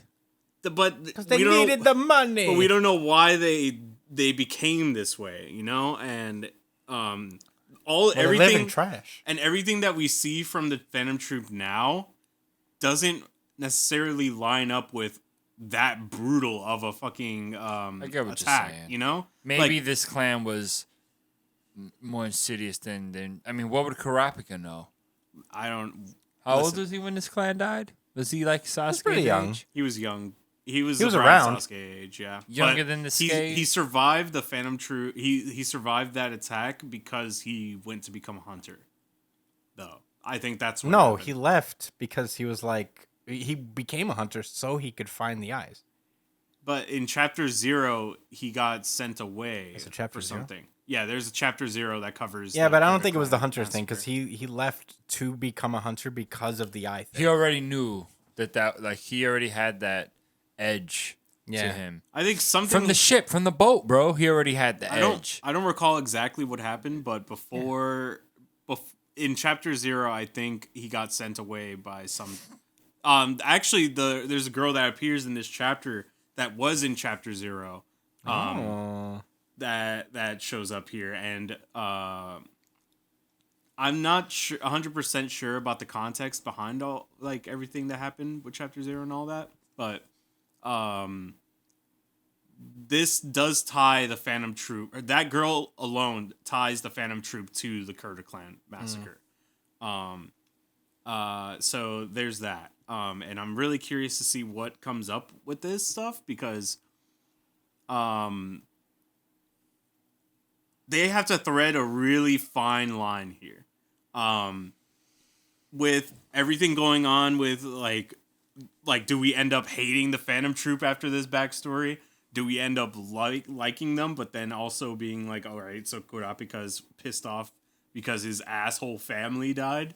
Like, what's going to end up happening here? I'm a little nervous, but I'm really excited to actually get some answers regarding all this stuff, though.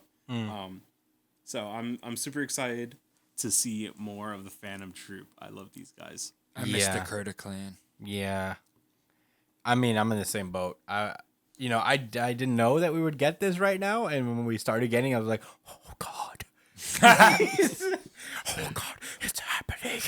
And, I was so excited. I think like the Phantom Troop are one of the funnest villain groups out there. It is interesting to see their beginnings, that they were all like kind of not mortal enemies, because they are like kind of fucking around here. They're not like actually trying to kill each other, but they were like not together for a while, and they were kind of adversarial in a cool way that I liked. In a cool way. I guess how kids can be, as innocent as kids could be. I like the little pairings, Shalnark, Franklin, Krollo, Machi, and Uvogin. Fucking, it makes me want to go back and finish my. He was part of the crew. Yeah, Uvogin's the big beast guy. He was the first. He died already. Yeah, he was the first one from killed him. Oh shit! Yeah, you're right. That is Uvogin. Yeah, they called him Uvo. Yeah, he was the first one from the Phantom Troop to die. Yeah, it's Uvogin. He deserved that death, though. That's true. He did. I mean, in theory, they're not. They all do. Listen, they're all not good people, but they are fascinating and fun characters. You think Kurapika's gonna be mad tight when he found out Hisoka killed 2 of them? No. How dare he kill them before him? I feel it would be conflicted. He was like, I want to do it, but he's not going to be like. How does he feel about Hisoka? They don't talk much. They're not really a. They're not they had an agreement. Didn't they? They communicated or something. I think Kurapika separates him from the rest of the spiders. No, because Hisoka, he was only working with Hisoka because he was setting up the other spiders. Right. Oh. So yeah. But he was like, "Come for you too, motherfucker." Anyway, it is. He probably asked him if he stole his family's eyes, and Hisoka was like, "Yeah."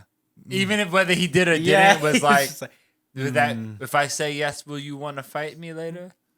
Yeah. I feel like Hisoka is a gray area for Kurapika's Nen when it comes to the chains.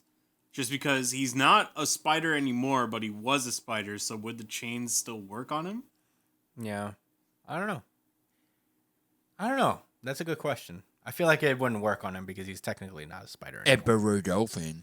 That has nothing to do with the troop, by the way. Also, if he uses the chains on people who aren't spiders, he dies, right? Yes. So, yeah, that's a That's gamble. why he can only use, like, that chain on them. That specific one. He has an insta-kill, basically, chain. Just for the troop. And the rest is just other cool abilities. That are so edge because they steal his life and stuff. Yeah, crawling. Dog, he was sleep. He had that shit activated for 9 hours, and he loses. Yeah, he loses what, a minute of his life every second. He loses like an hour. He loses an hour every second. No. Yep. Man's gonna die at 43. Are you fucking kidding me? He's gonna die at 52. How many seconds are an hour? 60 minutes in an hour. 60 times 60 is 6 times 6 is 36. 3,600? Yeah. Just 3,600 seconds in an hour. We're not doing this math here. 3,600 times 9. What's 36 times 9? 9 times 30 is... I'm not doing this. Yeah. Anyway. I can't. Yeah, Brian, if Thanks, you can Brian. find a way to do that math. How much life did he lose? I need Maybe to know you could this. Google it. Maybe somebody else did the math for us and we could just use the answer. But in any case, yeah, I like this chapter a lot. I wasn't expecting a Phantom Troop backstory. I'm glad we're finally getting it. This has been a group just filled with mystery, and I'm excited to see how it goes for them. I'm hoping that we get the whole history here. I don't think we will. I feel like we'll get a little scratching of the surface of it because we're starting way back when they were kids. So he lost 5 years of his life after using it for 12 hours. That's it? Thought it was more than that, actually. To not- be honest. I'll tell you Thought what. He lost like 10 years of his life. I'll tell you what. I agree. I was also like, that was less than I thought, but that still sucks. I mean, because, like, all right, like the years from 85 to 80, like, whatever. Yeah, but you know, he's also got to use it a bunch more times, I imagine. True. And you know what? Maybe he was really supposed to die at 30. Dude, I feel Because like by he's the an end, guy. I feel like by the end of this, he's gonna leave like with a lifespan of 52, because he has to use Emperor time a whole lot more. I feel. Poor Karapika. He loves it. He can't wait to die after he finishes his He mission just wants to get the eyes back. and then join the rest of his family. But all right, whatever. Anyway, that was a good chapter. I'm so excited. My really good chapter of the week. The audience's really good chapter of the week. And if you guys want to vote on your favorite, subscribe to the channel and tune in because we put the poll up on the YouTube channel nowadays. Maybe a few hours after it comes out on Viz's official website. So check us out on that, or maybe the next day, depending on how lazy I am. But anyway, Jujutsu was off this week? Jujutsu was off this week. Oh, whew. I thought I missed it. Okay. Anyway, let's move on. Chainsaw Man. Oh shit, Chainsaw Man. This is Chainsaw Man chapter 111. Ah ha ha. Last we left off, Asa was just approached by Yuko, who is also now fully fused with the Justice Devil. She's all tentacled up, and she pulls up to Asa's house to get, I guess, some closure. And she opens the door, although, against Yuko's warnings that she might eat her if she does. And she basically explains, like, I'm just here to say goodbye. I have a distant relative who's a devil hunter, and maybe, we could find a way to turn me human again. And if I get killed as a devil, I guess I deserve it. And Asa says, I'm sorry that you made a contract with the Justice Devil to save me. And he's like, no, it's not the truth. I thought if I turned, like, into a devil, I would be like Chainsaw Man, and then maybe everyone would love me. Saying I did it for you was an excuse. Because she had ulterior motives the entire time, and she was like, and I thought, also if I rescued you, maybe you'd be my friend. I only did it because I was friendless. And she's like, I'm the worst, aren't I? And she continues going on, just like killing my neighbor, and the people at school. That was pretty bad. Yes, none of it was justice. After I made my contract with the Justice Devil, I was hearing so many other people's thoughts that they drowned out my own. And Asa tries to approach her, but then she is immediately attacked by one of the Justice Devil's tentacles, but it doesn't work out. It's an involuntary thing. So, she manages to pull back, and she's like, I'll go. You were my first friend, so I wanted to give you a proper goodbye. And she's like, don't make a contract with the Justice Devil like I did, Asa. They're at our school. Bookmark that. Yeah. And he's like, well, this is goodbye. And Asa tells her to wait. She runs inside, and she pulls out a pair of shoes. He's like, take my shoes. You're barefoot. And she's like, no, I don't need them. And he's like, if you don't need them, sell them. Doing the same deal that Yuko gave her. And Yuko's like, I can't believe I said something so embarrassing. And then they go, ha ha ha. Ha ha ha. They're laughing. Nice little moment between. It was actually really sweet. Yeah. Yeah, and the entire time, I guess this is Asa thinking is like, I'm the worst. A bunch of people just died. I killed my own teacher and class president. is this Yuko thinking? And she's like, and I'm sitting here laughing how funny it is. And she puts on the shoes and runs off. She's like, Asa, I'll return these shoes to you one day. And she goes off. The Justice Devil runs off, and she does some jumping on rooftops and stuff. And we get these little moments of everybody sleeping. There's, I guess, this class president girl. There's Asa. This is Denji, which I think is important. Yeah, because the very next page, all of a sudden, Yuko is now headless. And we see a silhouette like holding Yuko's other half of her body, the neck down portion of her body, and with the silhouette of Chainsaw Man. And that is where the chapter ends. And, her disembodied head just going, Chainsaw Man? And that is where the chapter ends. Big mystery time. Big mystery time. Josh, what did you think of Chainsaw Man chapter 111? So, funny story about this chapter. I was alerted that it was out by, like, when I was on Facebook. I get these ads, and it's ads from other pages, and they'll post fucking spoilers, yo. I think whatever's happening here on Twitter is happening on Facebook. I got spoiled to the One Piece thing when they say that the robot was attacking Marijoa. I seen that on Facebook. Yikes. And I thought somebody was making this shit up because I thought it was from the page from last week. But then I started realizing, like, they are saying that it's from the chapter that just released. Yeah. So I was a little annoyed, but I wasn't annoyed by the Chainsaw Man thing. And I seen this picture. That was what I seen. And it was a spoiler, but I just was like, I don't know. Something about me seeing it. I didn't know that was the last page. So it could have meant anything. It could have been fake, But man, is this picture graphic as hell. Yeah. It's very graphic, and it's so crazy. Well, it's not. It's because of how he has this way of his art where, like, it's so suggestive, But whatever. I don't want to get us potentially demonetized in the future when we actually do get monetized or whatever. So I'm gonna stop there. But it was a cool chapter. I really enjoy the back and forth between Asa and this girl, because Asa could have held a lot of resentment towards her and she didn't. She was able to see through why her friend felt the way she did and was able to console her like a friend does, because that's what the people who care about you are supposed to be there to do, to hear you and see the good in you and try to have an understanding. Although, hopefully not when it comes to being a serial killer and stuff. Yeah.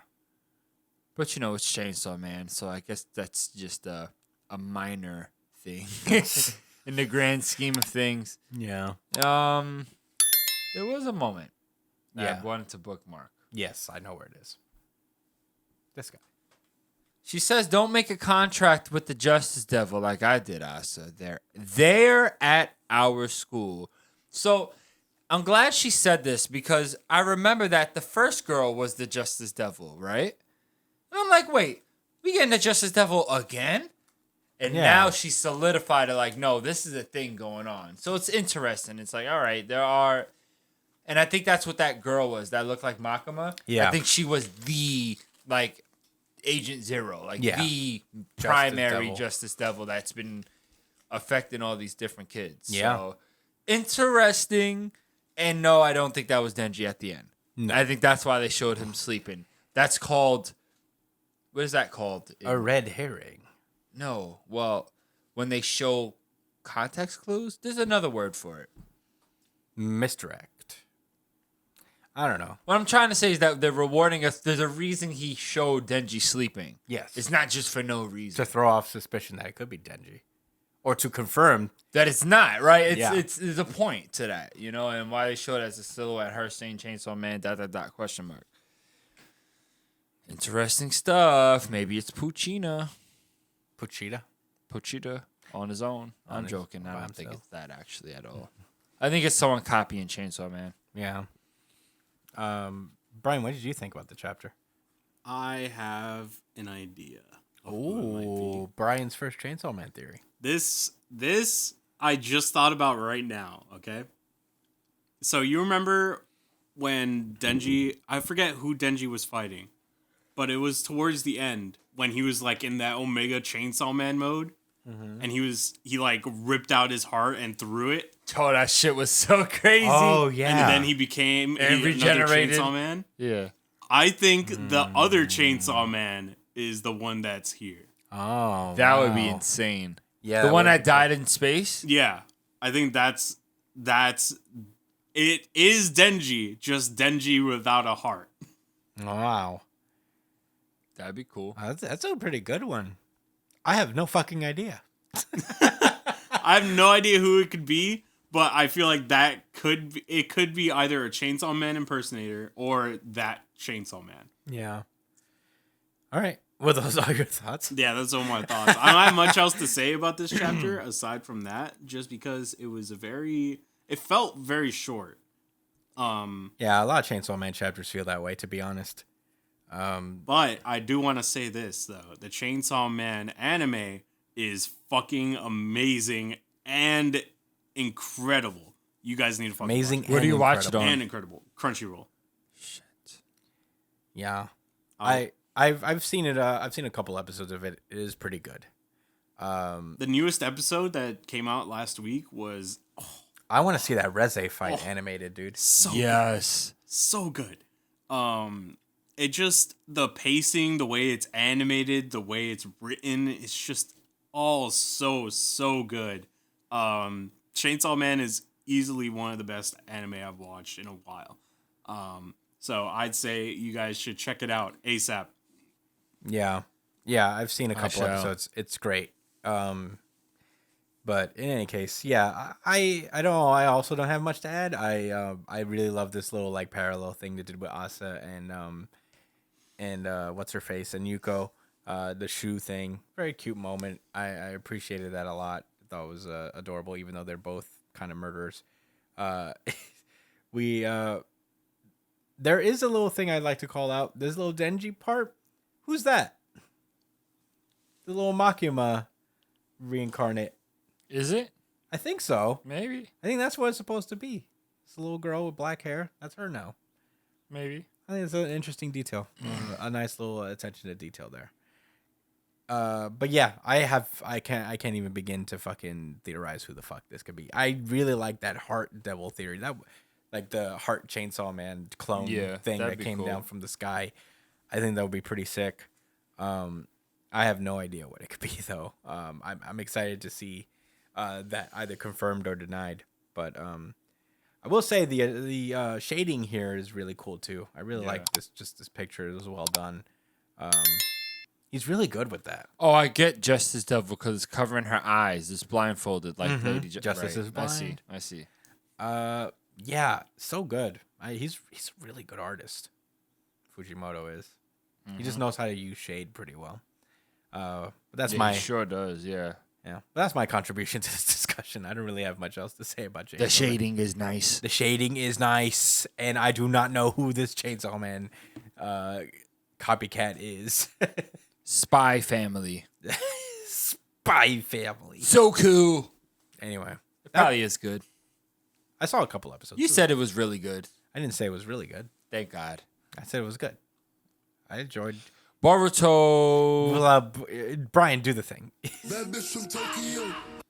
Boruto, Naruto Next Generations. This is Boruto chapter 75, The Domain of the Gods.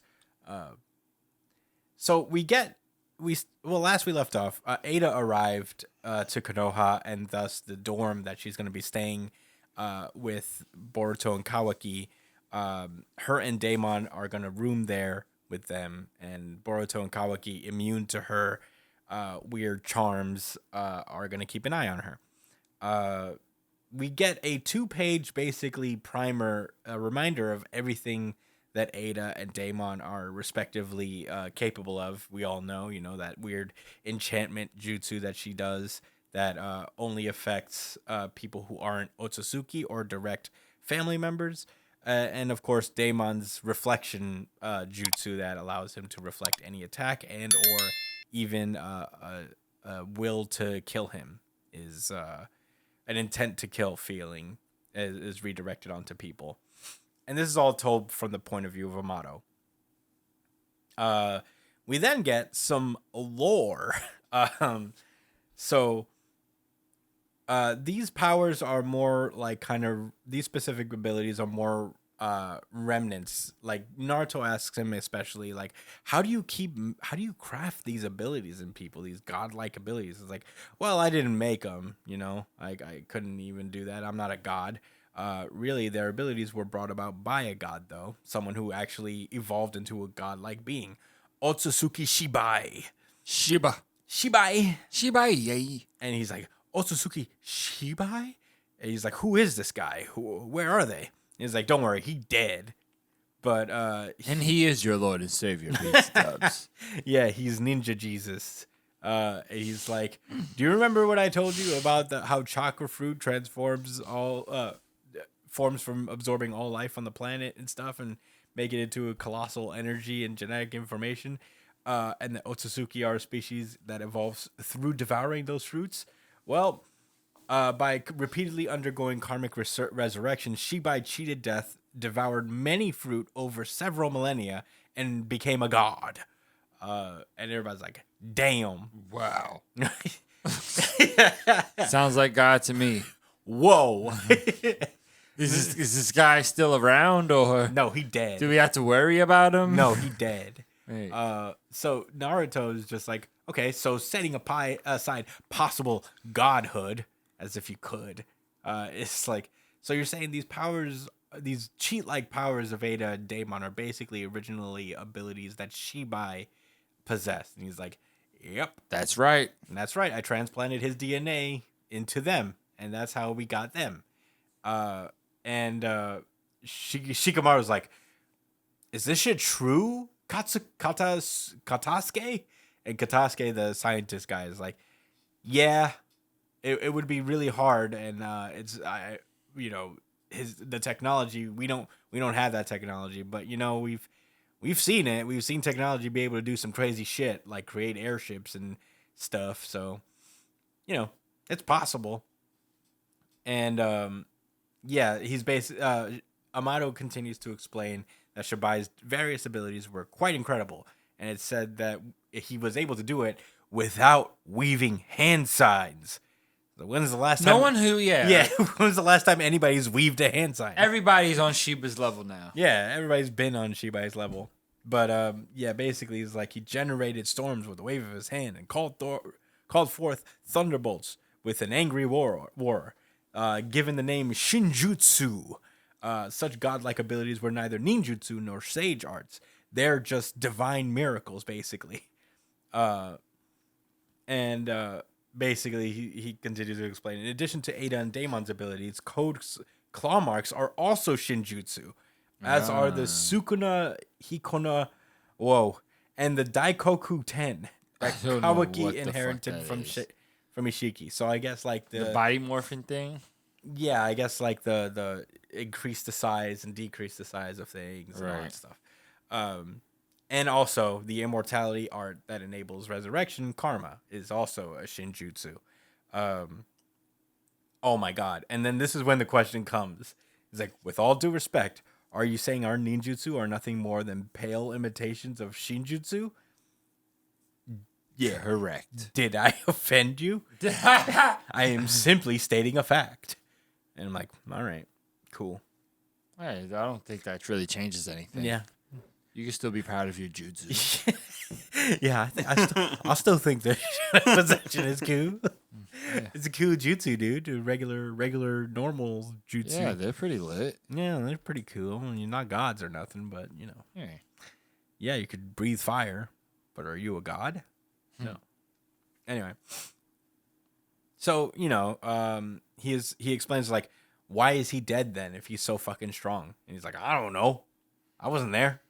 But it's certainly possible he was killed. But what if after many cycles of evolution, he ascended to a higher dimension where a physical body isn't even required? He literally becomes Christ.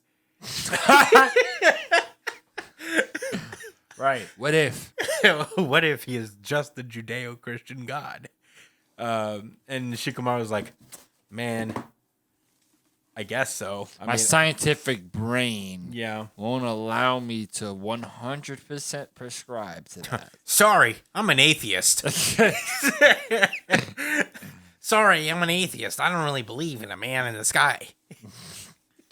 And he's like, what I'm trying to say is that Otsutsuki powers contain hope that to make it possible, to make what is impossible for us possible, such as bringing my daughter back to life. And on cue, Delta arrives. And she's there because Ada's there. And she's like, I really wanted to see Ada. Don't tell Shikamaru, okay? And everybody's like, get the fuck out of here, dude. Peace. You can't go. You can't see Ada. You're not allowed here. And she's like, please, let me just see her, please. Like, and aren't you a robot? Yeah, what the fuck? You love people? Yeah. What? And that's when... It's not good. She's more like an android. Yeah. She's an android. There's a difference than a robot and an android. So yeah, the scientist girl comes in and he's like, go to sleep, Delta, and Delta shuts down. And she explains like, sorry, she just ran off. I didn't mean to. He's like, well, that's how strong Ada's charm is. I got to be careful too. So yeah, from here on out, Amato explains that his origin story is basically that he was trying to find ways to cure his daughter, and eventually she had died. So what she was dying. So he decided to make a new body via cloning. And he didn't care about ethics anymore. All he cared about was rescuing his daughter. He sure as hell didn't care about ethics. Nope. Not even. And I'll a little explain why in a second. Yeah, and he preserved her brain and succeeded in extracting and digitizing and creating a backup of her memories. And about 9 months after his daughter died, she was abruptly completed, and the clone that he made had Ekabe's voice and her exact appearance plus her memories.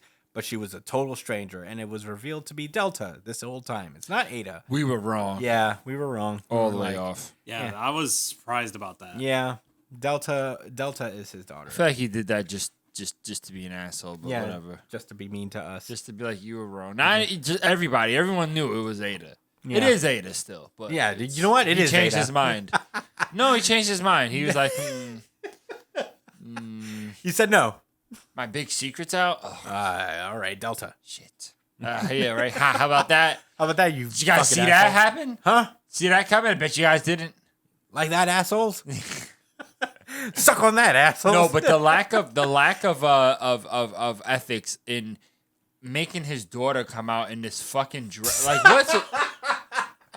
She's sitting there looking at him, and I'm like, Why are you sitting like that? yeah, that's not your daughter, because she's looking at you like. Anyway, it's just the art, the way You don't have to draw them like this. You don't. These are 12-year-olds. Well, she's 24. Oh, okay. Thank God. Yeah, at the time of her death, she was 24. Nice. Okay. Okay. Good save, Brian. Anyway. So, yeah. After that, he's like, finally it hit me that my daughter no longer existed. And that's when he appeared. And it was, and it's Jigen. Jigen's there. And he's like, yeah, his objectives were, when his objectives were achieved, he'd reward me by reviving my daughter. That was the deal. All Amato had to do was actually join the GU clan and help fight against the Chi-R and No. No. No. They're fighting against the Haley. Yeah. Not in this series. Stop gaslighting us.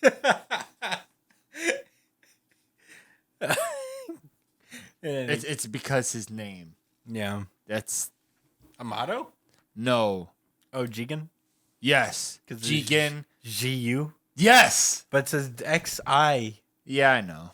Come on, man. They still make the same sound. I mean, In a rap, that would work. it would work in a rap. We've Well, had a lot of titles. I guess that's the end of that debate. All right, so Oh, and he's, I guess, also... what clan is that again? No, that's just a Otsutsuki. But what clan is that? Since you know. Otsutsuki clan. No, which clan is that, though? I don't know what you're talking about. Sasuke's clan. Oh, no, that's not. That's not the same insignia. Yeah, but they do that, too. Yeah, I mean, Naruto has one. It's a swirly thing. They all God have... forbid this guy has an original fucking idea for Boruto. All right, I'll stop. Anyway, so Amato basically says, like, yo, I joined up with this guy, but then I found out that, you know, whatever he was doing would end up to be the end of the world. And I was like, oh, shit. JK, never mind. I don't want to do this anymore. Yo, chill. So, yeah, at that point, he's like, so after that, you decided to give up on your daughter and take Ishiki down? He's like, well, half of that's true. I decided to take Ishiki down, but I'm still trying to get my daughter back. Jiga's like, he never specified how he was going to bring my daughter back. So, you know, it may not even be possible to do so. But as I worked towards taking him down, I discerned the mechanism for karmic resurrection. It's what Ishiki was trying to do through the vessels. And my attempt to reproduce Ekibi using a clone was almost identical. So he's like, my failed efforts at reproducing a personality which crossed into the domain of the gods was possible only with a miracle of godly power, the Shinjutsu karma. So yeah, I guess that's what he was trying to use Kawaki's for. He's like, I added Ekibi's data to Kawaki's reconstructed karma. All Kawaki had to do is implant karma into a new clone body that I prepared, and that should be enough to revive Akebi. He's like, whoa. Well, that's not so bad.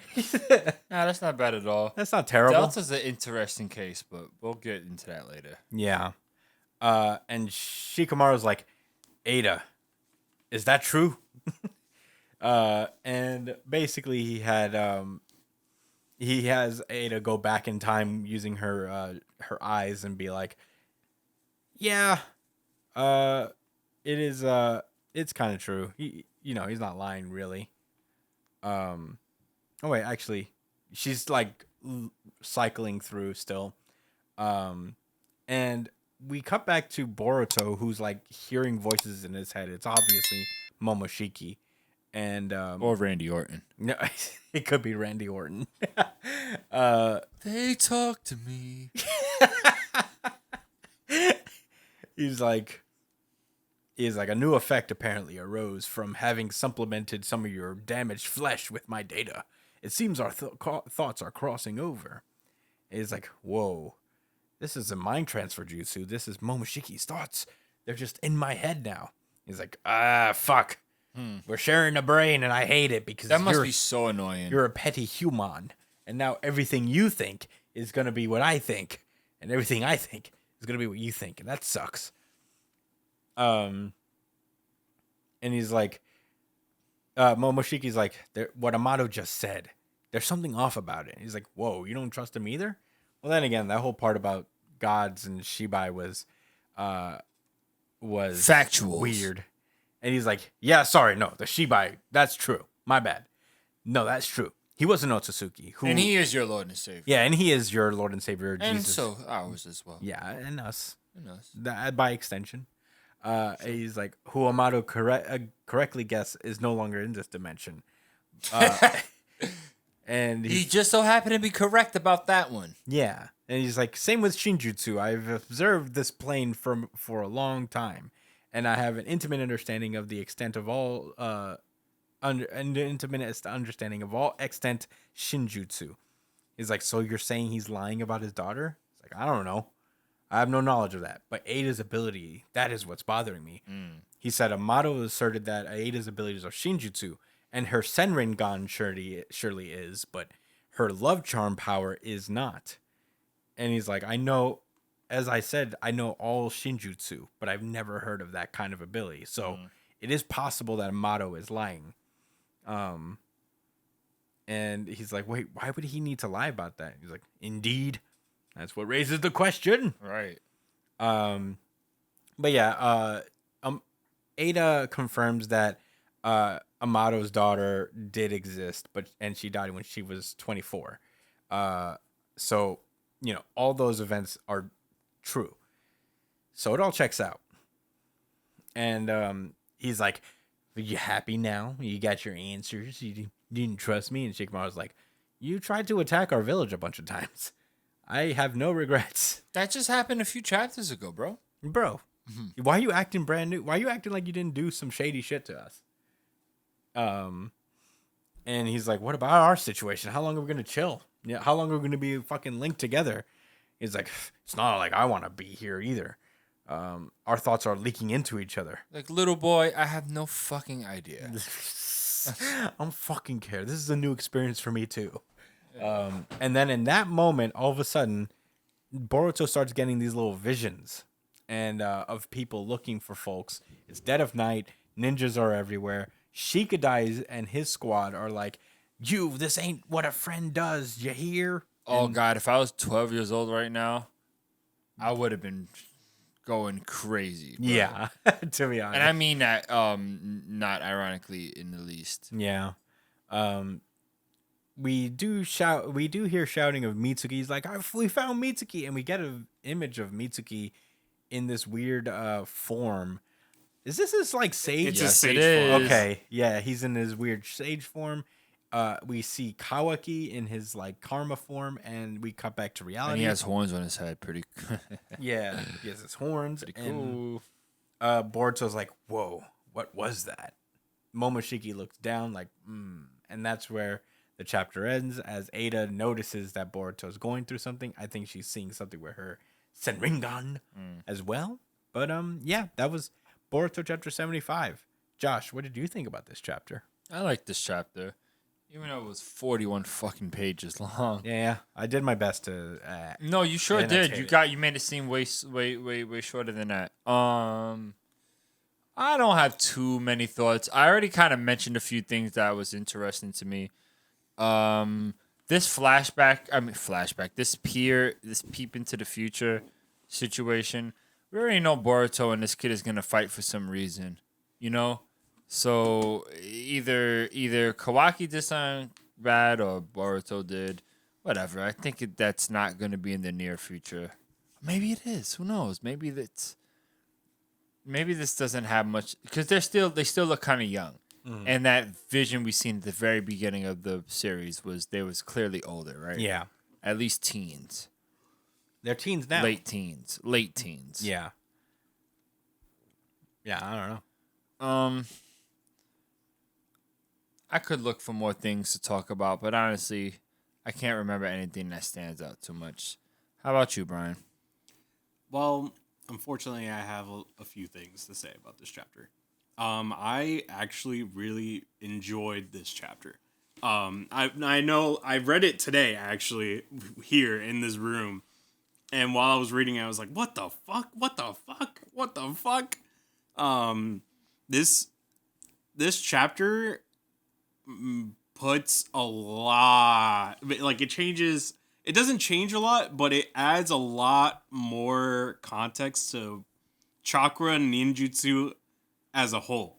Like, this essentially says that the entire series, all these abilities that all these ninjas have been using this entire time, are all basically just a knockoff ability of this guy Shibai, which is really interesting. I actually really like this idea. That there was a being so fucking powerful that he literally just went, you know what? I don't need a body anymore. I'm so powerful that my abilities go beyond my body. And he literally just like shed his body and went to like, I don't know, wherever the fuck he went. Carajo land. Cut out. But that's exactly what The village hidden in Carajo. it's exactly what the Otsutsuki want. At the end of the day, this is that like Shibai is what it looks like when an Otsutsuki has accomplished what they want. Ultimate power. Like they just keep getting bigger and better and stronger. every time they conquer. Like, they're a conquering race, and that's what they aspire to be. So I think it's interesting that all ninjutsu is modeled after him and what he's done with chakra. I think it's also kind of interesting what they're doing with Boruto at the end of the chapter. Because I think what is going on is that he is looking through his own eyes from those moments. Because Boruto, he activated the Byakugan, right? Like, I don't think he has. That's what it looks like in that moment. I wish he did, but he did not. No, because the Byakugan usually has the veins as well. Yeah. I think this is just Momoshiki eyes. Sure, it's just no Byakugan. You have to understand that and accept it now, Brian. The Byakugan is the Otsutsuki's eyes, though. The Otsutsuki's eyes are Byakugan. Yeah, you're right. So he did technically activate the Byakugan. But why no veins, bro? Because it's not a human Byakugan. Lame. He's an Otsutsuki now. Lame. Takes away the whole point of it being Byakugan then. So essentially, Boruto is looking through... He's like getting a glimpse of his future through Momoshiki's eyes, I believe. I thought they had Renegon, not Byakugan. No, Renegon is Uchiha. No, it's not. That's Sharingan. No. Renegon, no, all of the Sharingan is a downgraded version of Renegon. Sure, but all the Otsutsuki have Renegon. That's the point. They all have the circular eyes. No, they have Byakugan. I'm 100% confident. I don't think they all have it. Wait. Otsutsuki, so it's two branches. You're probably right about that. Otsutsuki is Byakugan. And the other guy, Hagoromo, is Renegon. And Renegon is a branch of the Sharingan. That's how it works. Sharingan's a branch of the Renegon, but yeah, sure. that's why Sasuke was the one who unlocked the Renegon. Because it was a part of his bloodline, essentially. True. Well, I can neither confirm or deny that. Yeah, me neither. Okay. Fair enough. So I think this is another misdirection.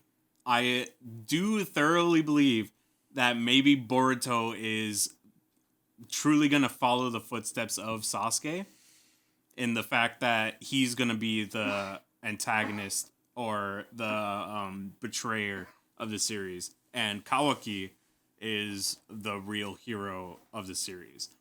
I think that would be really cool.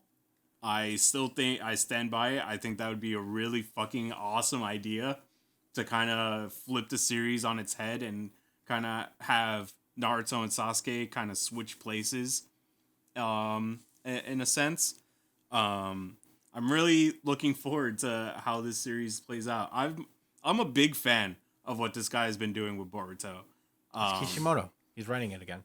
Yeah, he's writing it again, but the guy he kind of set the groundwork for it a little bit. True. Yeah, for Boruto being his own guy, he's definitely distinct from his dad. I'll give him that. Boruto, I really like the way Boruto is written. Still, I think women in this series have a lot more to be desired. I wish they had a little more complexity to them aside from just being, chained Smexy. Like hot or being related or always having to have a dude to play off of. But it's really, I think Boruto is going in a really interesting direction that I didn't think they could go down, you know?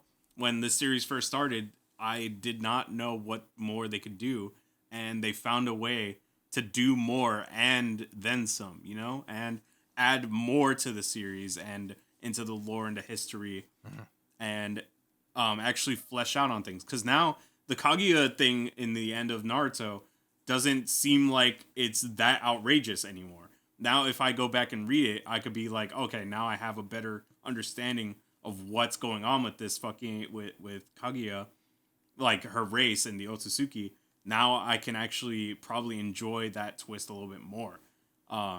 So this adds a lot of needed context to the entire Naruto series. Yeah. Yeah.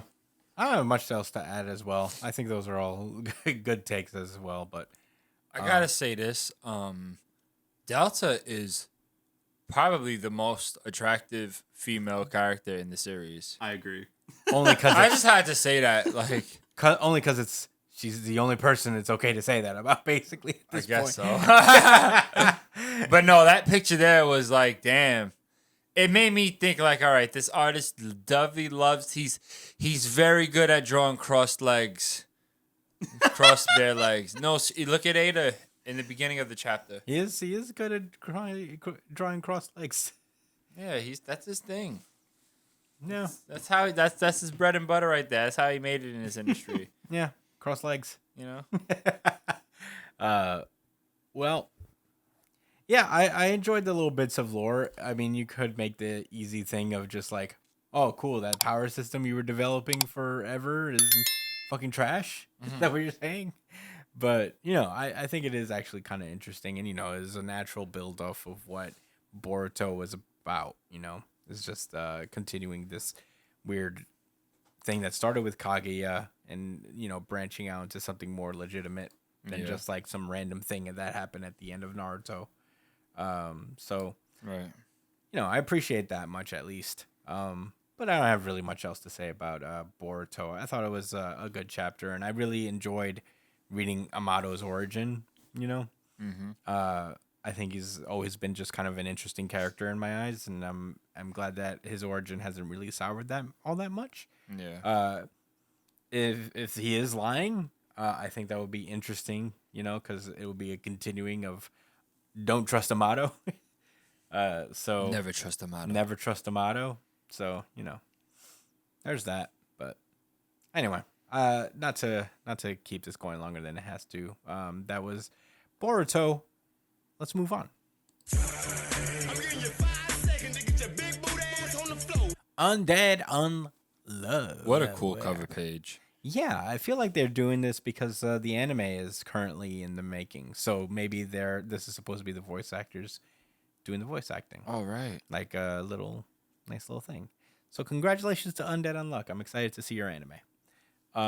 Last we left off, Fuko has reunited with Nico and has reunited Nico with Ichiko in order to create a weapon to prevent Gina's unchange from manifesting and thus killing her entire village. We open this chapter with Gina just like, looking on in this painting, and she's like, I'm sorry I couldn't finish this painting in time. I'll leave it here for you. I'm sorry she doesn't have a fucking jacket. Well, she's used to this. This is where she's from. Damn, I guess. She leaves this painting in front of a grave, and she's basically apologizing for not making it in time. And he's like, I was honestly fine so long as you were around, but now I guess I can't keep living this way. Why do things have to change? And she's like, all I'm doing is living, yet everything around me is changing at a dizzying pace. The things you wish would stay all the time change the fastest. Change always comes without warning, and that rule is the only thing that will never change. As a giant UMA comes through, just starts burning down her village. She's like, what the fuck is that thing? And it turns out it is the UMA known as heat. And he's like, I need to change that. It's so cold here, so naturally. I have to change that. I'll heat it up so that the Almighty will be pleased. Yes, God. Yeah. And like that? And that's when Gina is like, why are you changing?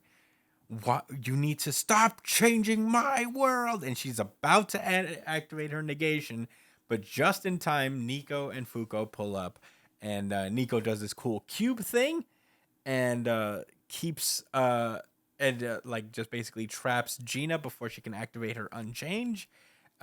And Gina's like, whoa, an invisible barrier. It's like, cool, now unchange won't spread. So, she won't have to kill every single person in her village. Right. Nice. Nice. Nice. So he's like, this is my chance to prevent Gina's tragedy. And he's like, I get to kick your butt, Heat. And she pulls out this gat. She's got that thing on her. She goes, the piece. Yeah. And she's like, I haven't lived 190 years for nothing. And she fires off a gun, and she notices that the heat is melting the bullet before it can reach her. It can reach him, and she uses the G-liner to. Oh wait, she pulls out the G-liner and uses a heat-resistant robe to get in close. Is that what the G-liner does? It can just like manifest this heat-resistant robe. It manifests anything. Nice. Okay, just making sure. And she uses the G-liner to create a robe and just like hit him at point blank range, and the heat UMA looks up is like, you're a negator. He's like, and if I am, so what? And we get an explanation again of Fuko's ability, unluck. Whatever she touches is imbued with her bare hands. Yeah, exactly. Is imbued with terrible luck, and the stronger affection that she has for the thing, the stronger the stroke of bad luck would be. Which is why she spent the first 100 years following the loop working to change it. And she basically pulls out a bullet that she made and is one of her favorites that she has an affection for, and she calls it Bad Bullet 44. She shoots heat with it, and she's learned to basically imbue her unluck into tools and objects. And as she's flying away after she shoots the thing to get clear before the unluck takes charge, she pulls Gina away, and she's like, I spent the last 170 years trying to meet you again. And he's like, I may have overtaken you in our age, but my desire has remained all the same. I may have absolutely murdered you in a previous life, but this life is going to be different because I'm not going to murder you here. And as she asks Gina to be friends with her, a giant meteor crashes down directly into Heat, and Gina's like, sure, I'll be your friend. And she's like, yeah, it's official. And they're like, cool, it worked out. This is a stroke of unluck, huh? And then Fuko turns around and is like, wait a minute, that's not a meteorite. It's a person. And it's Fang. Fang is down there, and he's like, it seems like I was right to tail this apparition. Today is the day we do battle Fuko Izumo. And he's like, oh, shit, you already know who she is? Right. He's like, I been knew you. Yeah. And that's where the chapter ends. I guess they're going up against Fang right now. Yeah, that's pretty cool, actually. Yeah. I don't mind that. Josh, what did you think about Undead Unluck chapter 136? It's a cool-ass chapter, man. I really like that they developed Fuko's abilities a bit more. It seems so natural that she could put affection into objects, because why not? I care about my certain objects. I care about my Nintendo Switch. I also care about my Nintendo Switch. I don't have a Switch. Well, you would if you did, right? Yeah. Yeah, you know what I'm saying? Or other objects, like stuff I cherish, like souvenirs or something like that, or keepsakes or whatever you call that. So, makes a lot of sense, and I don't have much else to say. I don't remember Gina that much, but it was cool that they was able to save her. I just enjoy the arc that's going on right now, like the whole purpose, and yeah, I'm looking forward to this fight. That's all I gotta say. Yeah, I thought this was a really good chapter, though. It just wasn't the really good chapter. This was my second place, though. Yeah, I didn't see it. I didn't see it for what was it? Hunter x Hunter?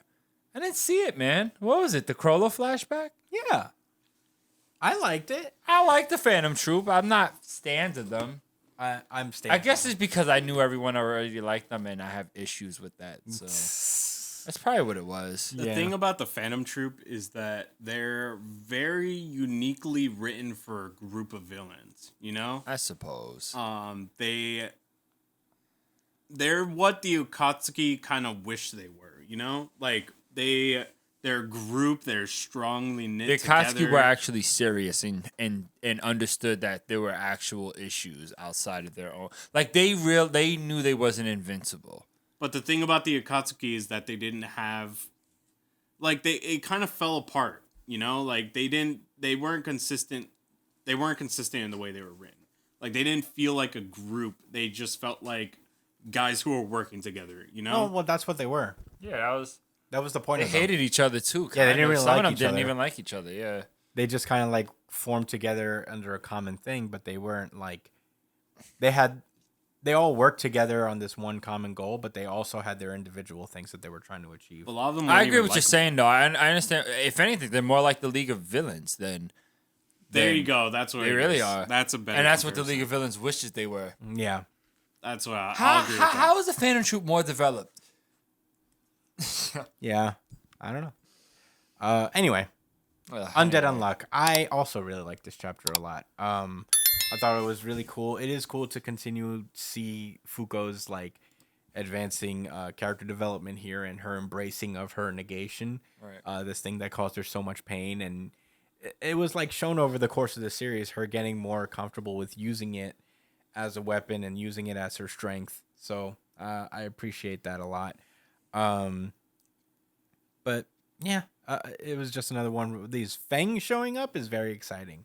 I did not see that coming. Yeah, I have no idea how that is. You know, like how could that be?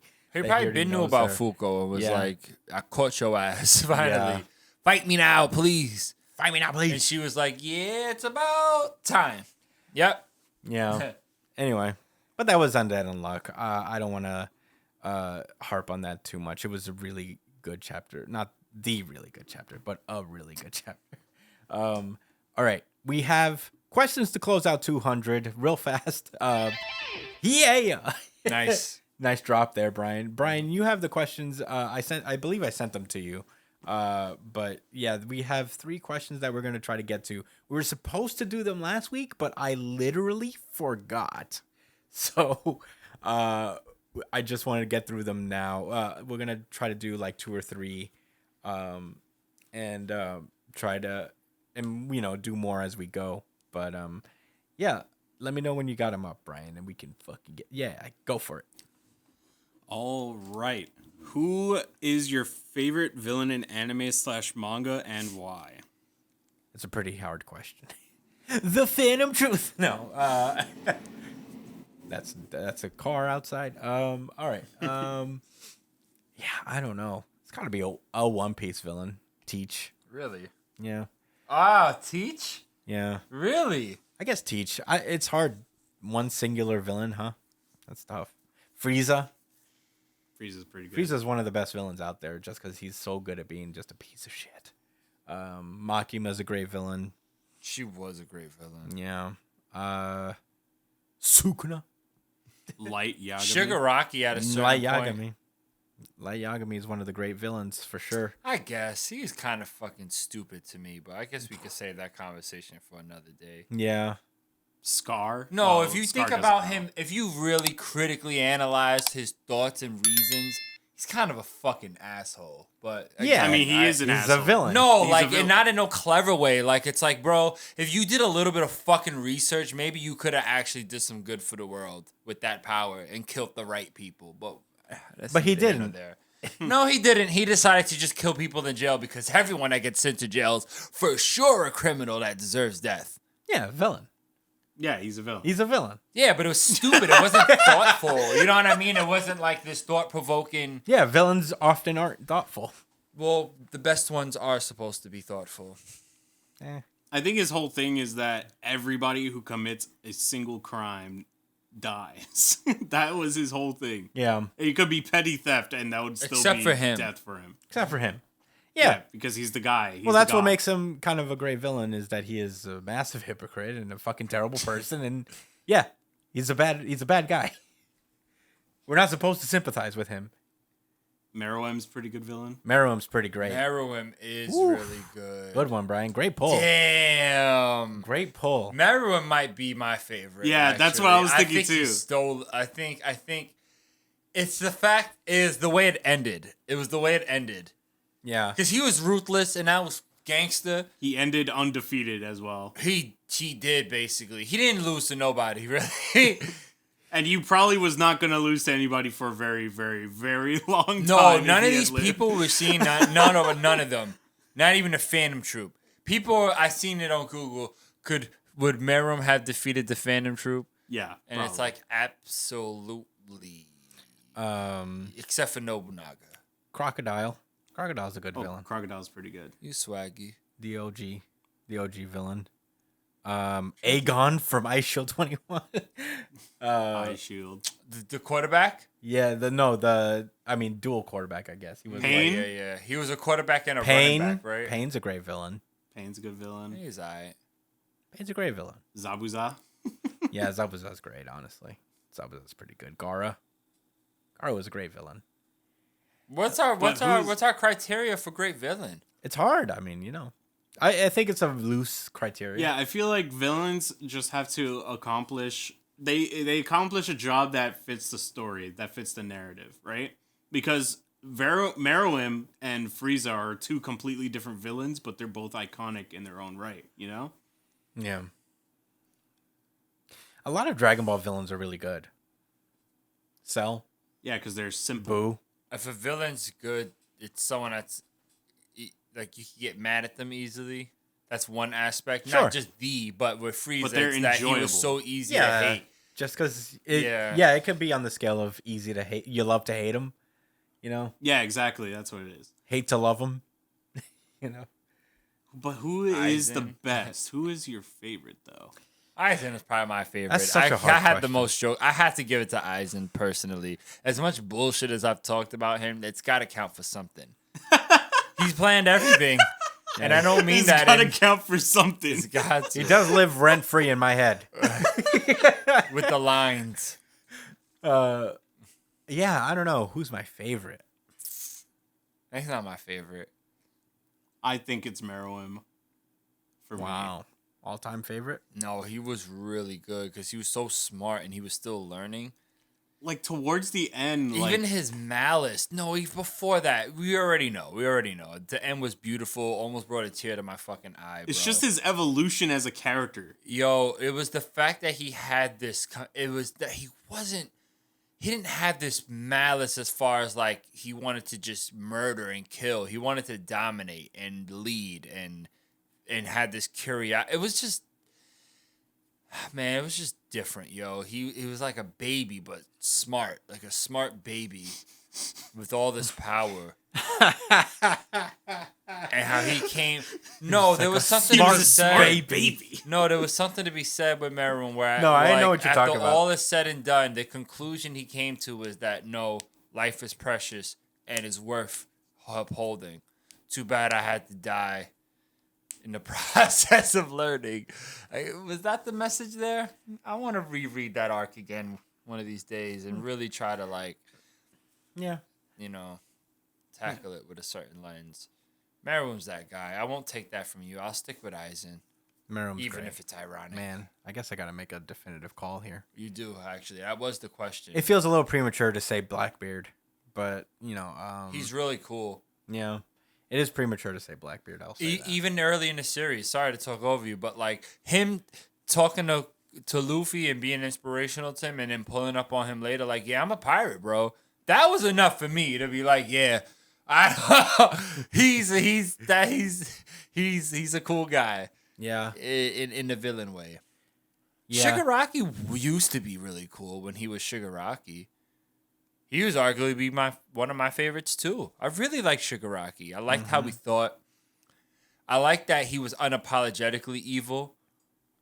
I mean, because he was reacting based on what he went through, but he was also not like this like reactionary guy that fuck the world. He was just like, no, this is who I'm gonna be. This is what I'm gonna work towards being.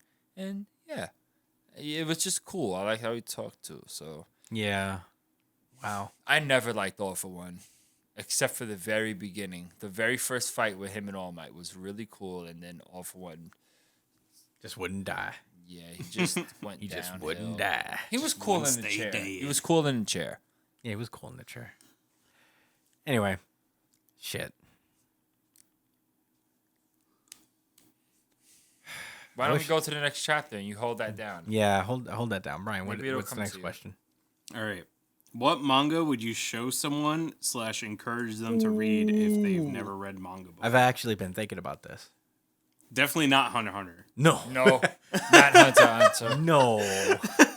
If we don't have an answer, we know for sure it ain't that. Yeah, With all due respect. there's some pretty solid staples that you can I start wouldn't off with. recommend One Piece either. No, you have to. One Piece is too daunting. You need to have a fucking foundation before you get into something like Naruto. One Piece, in my opinion. I'd say Naruto. Naruto's a nice beginner one. So is Bleach.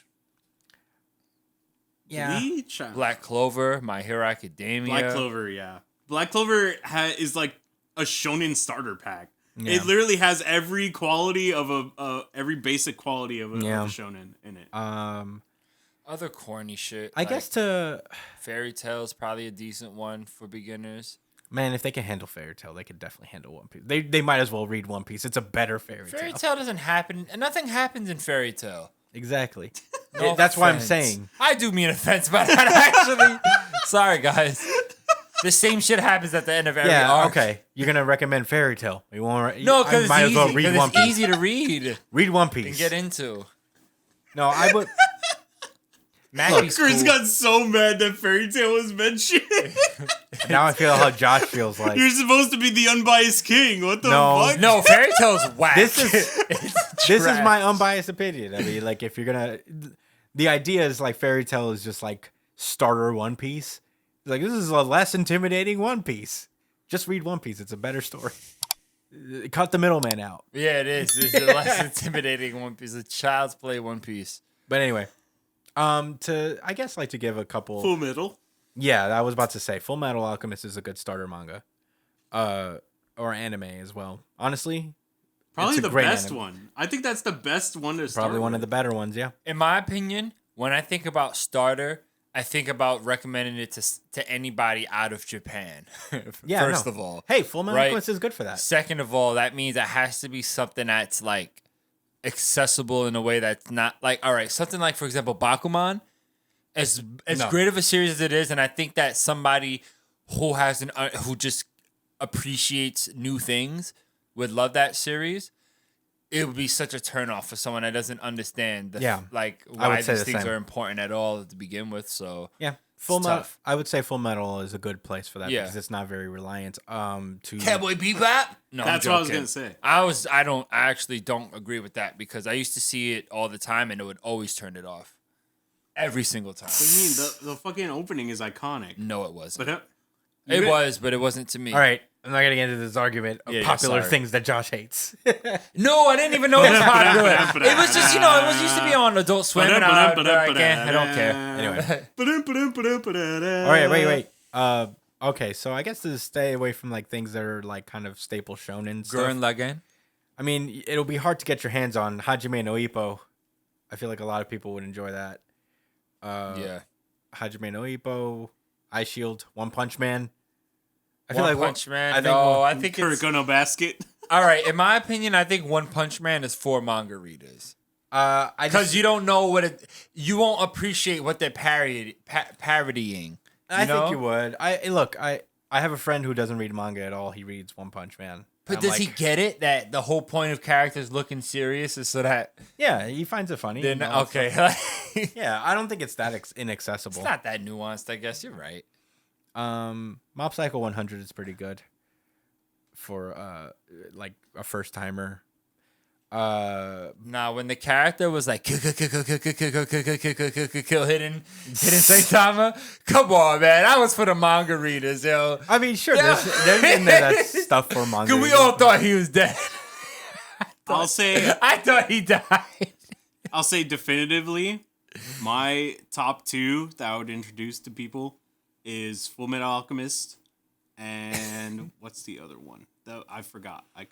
Cowboy Bebop. That was gonna be my two.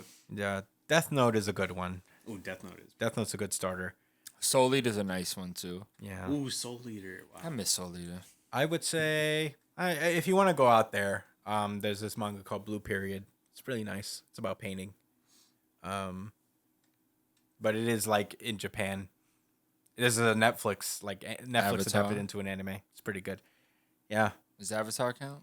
I don't know if it counts, but I'll watch Avatar. It's not anime or manga. Watch it anyway. Unfortunately. Watch it anyway. It's the best thing. Yeah. One of the All right. best things. Well, that's it for that question. I feel like Okay, we've okay. meandered enough. Villain? You guys want to do this? Oh, fuck. Right. It's okay. There's I'll do this one again more. later. Go There's one more. Last question.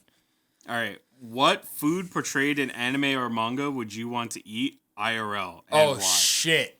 Anything Yes. from... Real quick. P.S. Tell Josh that I believe the drink of choice for Dominicans is the Red Country Club soda, despite the fact that it is objectively the worst flavor of the four. What? Red Country Club Honestly, soda? he's not wrong. I've never even heard of that shit. We got that question a long time ago. I don't even remember the context. Wow. It's not. It's honestly not even wrong either. I was probably talking about Maltas or something. Like Country Club, like they do drink Country Club a lot. What is that? It's a soda? Yeah, it's a it's soda. like a. So it comes in like a bottle, and you have to like literally like this, and you have to use a bottle opener. To, You can't do it yourself. No, it's Not not like with a my malta. bare hands. It's not like a malta. No, and it's literally like a. It's like a Pepsi, but Yeah. country. You never had a Country Club soda? You had to show me.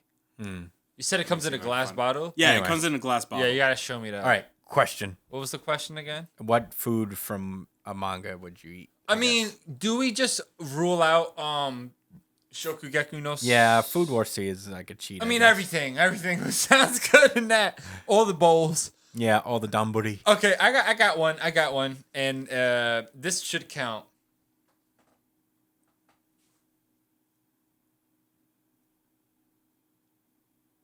I've never seen this, but could you screenshot and send it to me? I'm gonna send it to my Dominican friend and see what she says. You're gonna be like, "Do you like this?"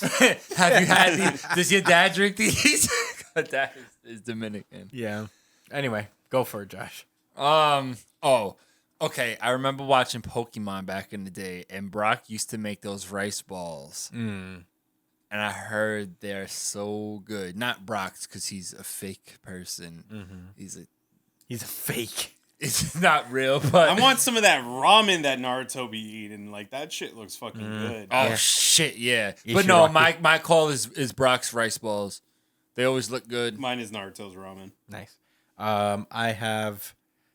There's this like restaurant that the kids from Haikyuu went to one time after they lost the tournament initially, and I was like, yeah, The barbecue on the table? yeah. Yes, they do that at World Trigger too. We gotta go there. You know they got this spot called Antoya, and they do the bar. They got that here in the city. We're gonna hit that shit up. Yeah. And read World Trigger at the same time. At the same exact time. At the same That's a thing. exact We're time. gonna fucking do that. All right, favorite villain is I'll throw it in Crocodile. Why not? He was a great villain when he came in. He was Pop out. He was the OG. He was the man. It's premature to say Blackbeard, and it has to be a One Piece villain. It has to be a- Just go with Foxy, dude. Can I just say all the Celestial Dragons? I wish I could say the CP9.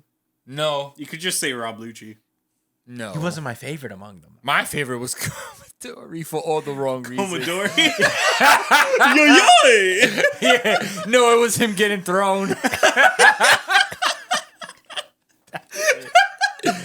It was Frankie looking in horror as Chopper just held him in his like from the top of his head. Yeah. Like he was just like a piece of something. Yeah. Like he was this can he's just tossed in the garbage. Like, peace. Did that get on you? Oh, okay. Yeah, I remember. Yo. That was a definitive moment in our lives That was when we saw that. and Gibbo. And Gibbo. Gibbo was a big deal. That was the sound that Jabra made when Sanji kicked Oh him for yeah, the first fucking time. Jabra, man. He got blown up with a kick. Imagine that. Imagine someone kicks you and your body explodes. I guess I'd make a weird sound too if I had survived. All right, well, there's my cop-out answer for now. How is it that the soap lady showed up and Jabra didn't? The soap lady's there? Soap lady's in red, film red, right? Yeah, Soap Lady is there, Khalifa's there, and so is Bluno. Bluno is a prominent character. They were like, "Fuck that motherfucker, Jabra." Bluno is a prominent character in One Piece Film Red. He's very Bluno's the giraffe? No, he's the door guy. Oh. He's the one that Luffy takes down with Gear Second. For the first Yo, time. yeah, that was an iconic moment too. And he was about to go Gear Third, and the nigga just fell back. It's like, oh, Dude, the way that Bluno was not ready for Monkey D. Luffy that day, no, it was he crazy. thought he just stood there and took all those punches, right? He said, You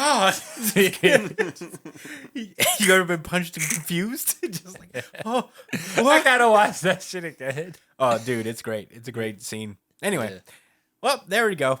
Those are your questions. We'll try to do more. I know we're behind, but those were the questions for this week, and that has been our show. Thank you guys so much. 200 episodes, a cool 200. I don't know how many people actually listen on a weekly basis, but I do know you're out there, and I appreciate you guys helping us out along the way. We love you. We love you. I want to give a special thanks to Brian Boss, Saucy Brian Bossy out there. He's the guy. He's the guy who got us started. He's the producer before the Edgelord. I never met you, but I love you too. Yeah, I still have your equipment. It's very nice of you that you got us started on this journey, and we appreciate it, man, from the bottom of our hearts, 200 weeks later, here we are in my apartment. It's over 2 years, right? How many years? Over 2 years. We started in 2019, so this would be 3 years, going on 4. So, you know. Yeah, 4 next spring. Holy shit. We've been through a lot of trials and tribulations, but we're here. God, yeah. But thank you guys so much for being with us for 200 episodes. If you've been listening that long, if you haven't, you can. We have every single episode up on iTunes, Spotify, wherever you listen to podcasts. And it wouldn't take you 200 weeks to catch up. No. Even if y'all didn't, I really appreciate y'all listening. We love talking about this shit. This is really a pastime for us, you know, and it'll keep going as long as we enjoy what we read and what we talk about. Yeah. Special thanks to Sketchy Mike for being the only fan in correspondence with us. It really does brighten our day to get like messages from you and emails and stuff. And yeah, you're MVP, Mike. Yeah. You know that. I love your questions. We may you not know that, bro. You know that. We don't gotta tell you. Yeah, we may not respond 100% of the time because we get tired and we want to end an episode like today. But it's 12:22 a.m. and I got work at 9:15 tomorrow. I gotta get back to Harlem. I ain't getting back to Harlem until like 2 a.m. at least. Yeah, You gonna drive me to the train, broski? Yeah. Thanks. All right. Yeah, I have to get up at 7, or not 7. I have to get up at 5:30. So that's like shit! What Let's the go. fuck? We love you guys. We gotta go, boys. Thank you guys. Wait, plugs. Oh shit! At the Chris Espinal, at Brian, at b.esp on Twitter and Instagram, at Josh, at @JDCole_37 on Instagram, at New Jump City Josh on Twitter. Brian is on Twitch at twitch.tv/itspunchline. Email us at newjumpcitypod@gmail.com with any questions, suggestions, anything you guys want to talk to us about. Subscribe to the podcast, please. Let's keep growing this thing. That would be super cool. Please leave me feedback. I'm gonna try a bunch of things to make this episode a little bit more dynamic visually. So please leave us feedback on how I can improve on that, and how I can make the podcast more entertaining for you guys to watch. And yeah, that's it. Subscribe to us on iTunes, Spotify, wherever you listen to podcasts. The audio version usually comes out first. This was a chaotic episode, but we appreciate you guys sticking around for it. Thank you guys so much, and see you next week, New Jump citizens. Peace out, guys. How about them Cowboys? All right.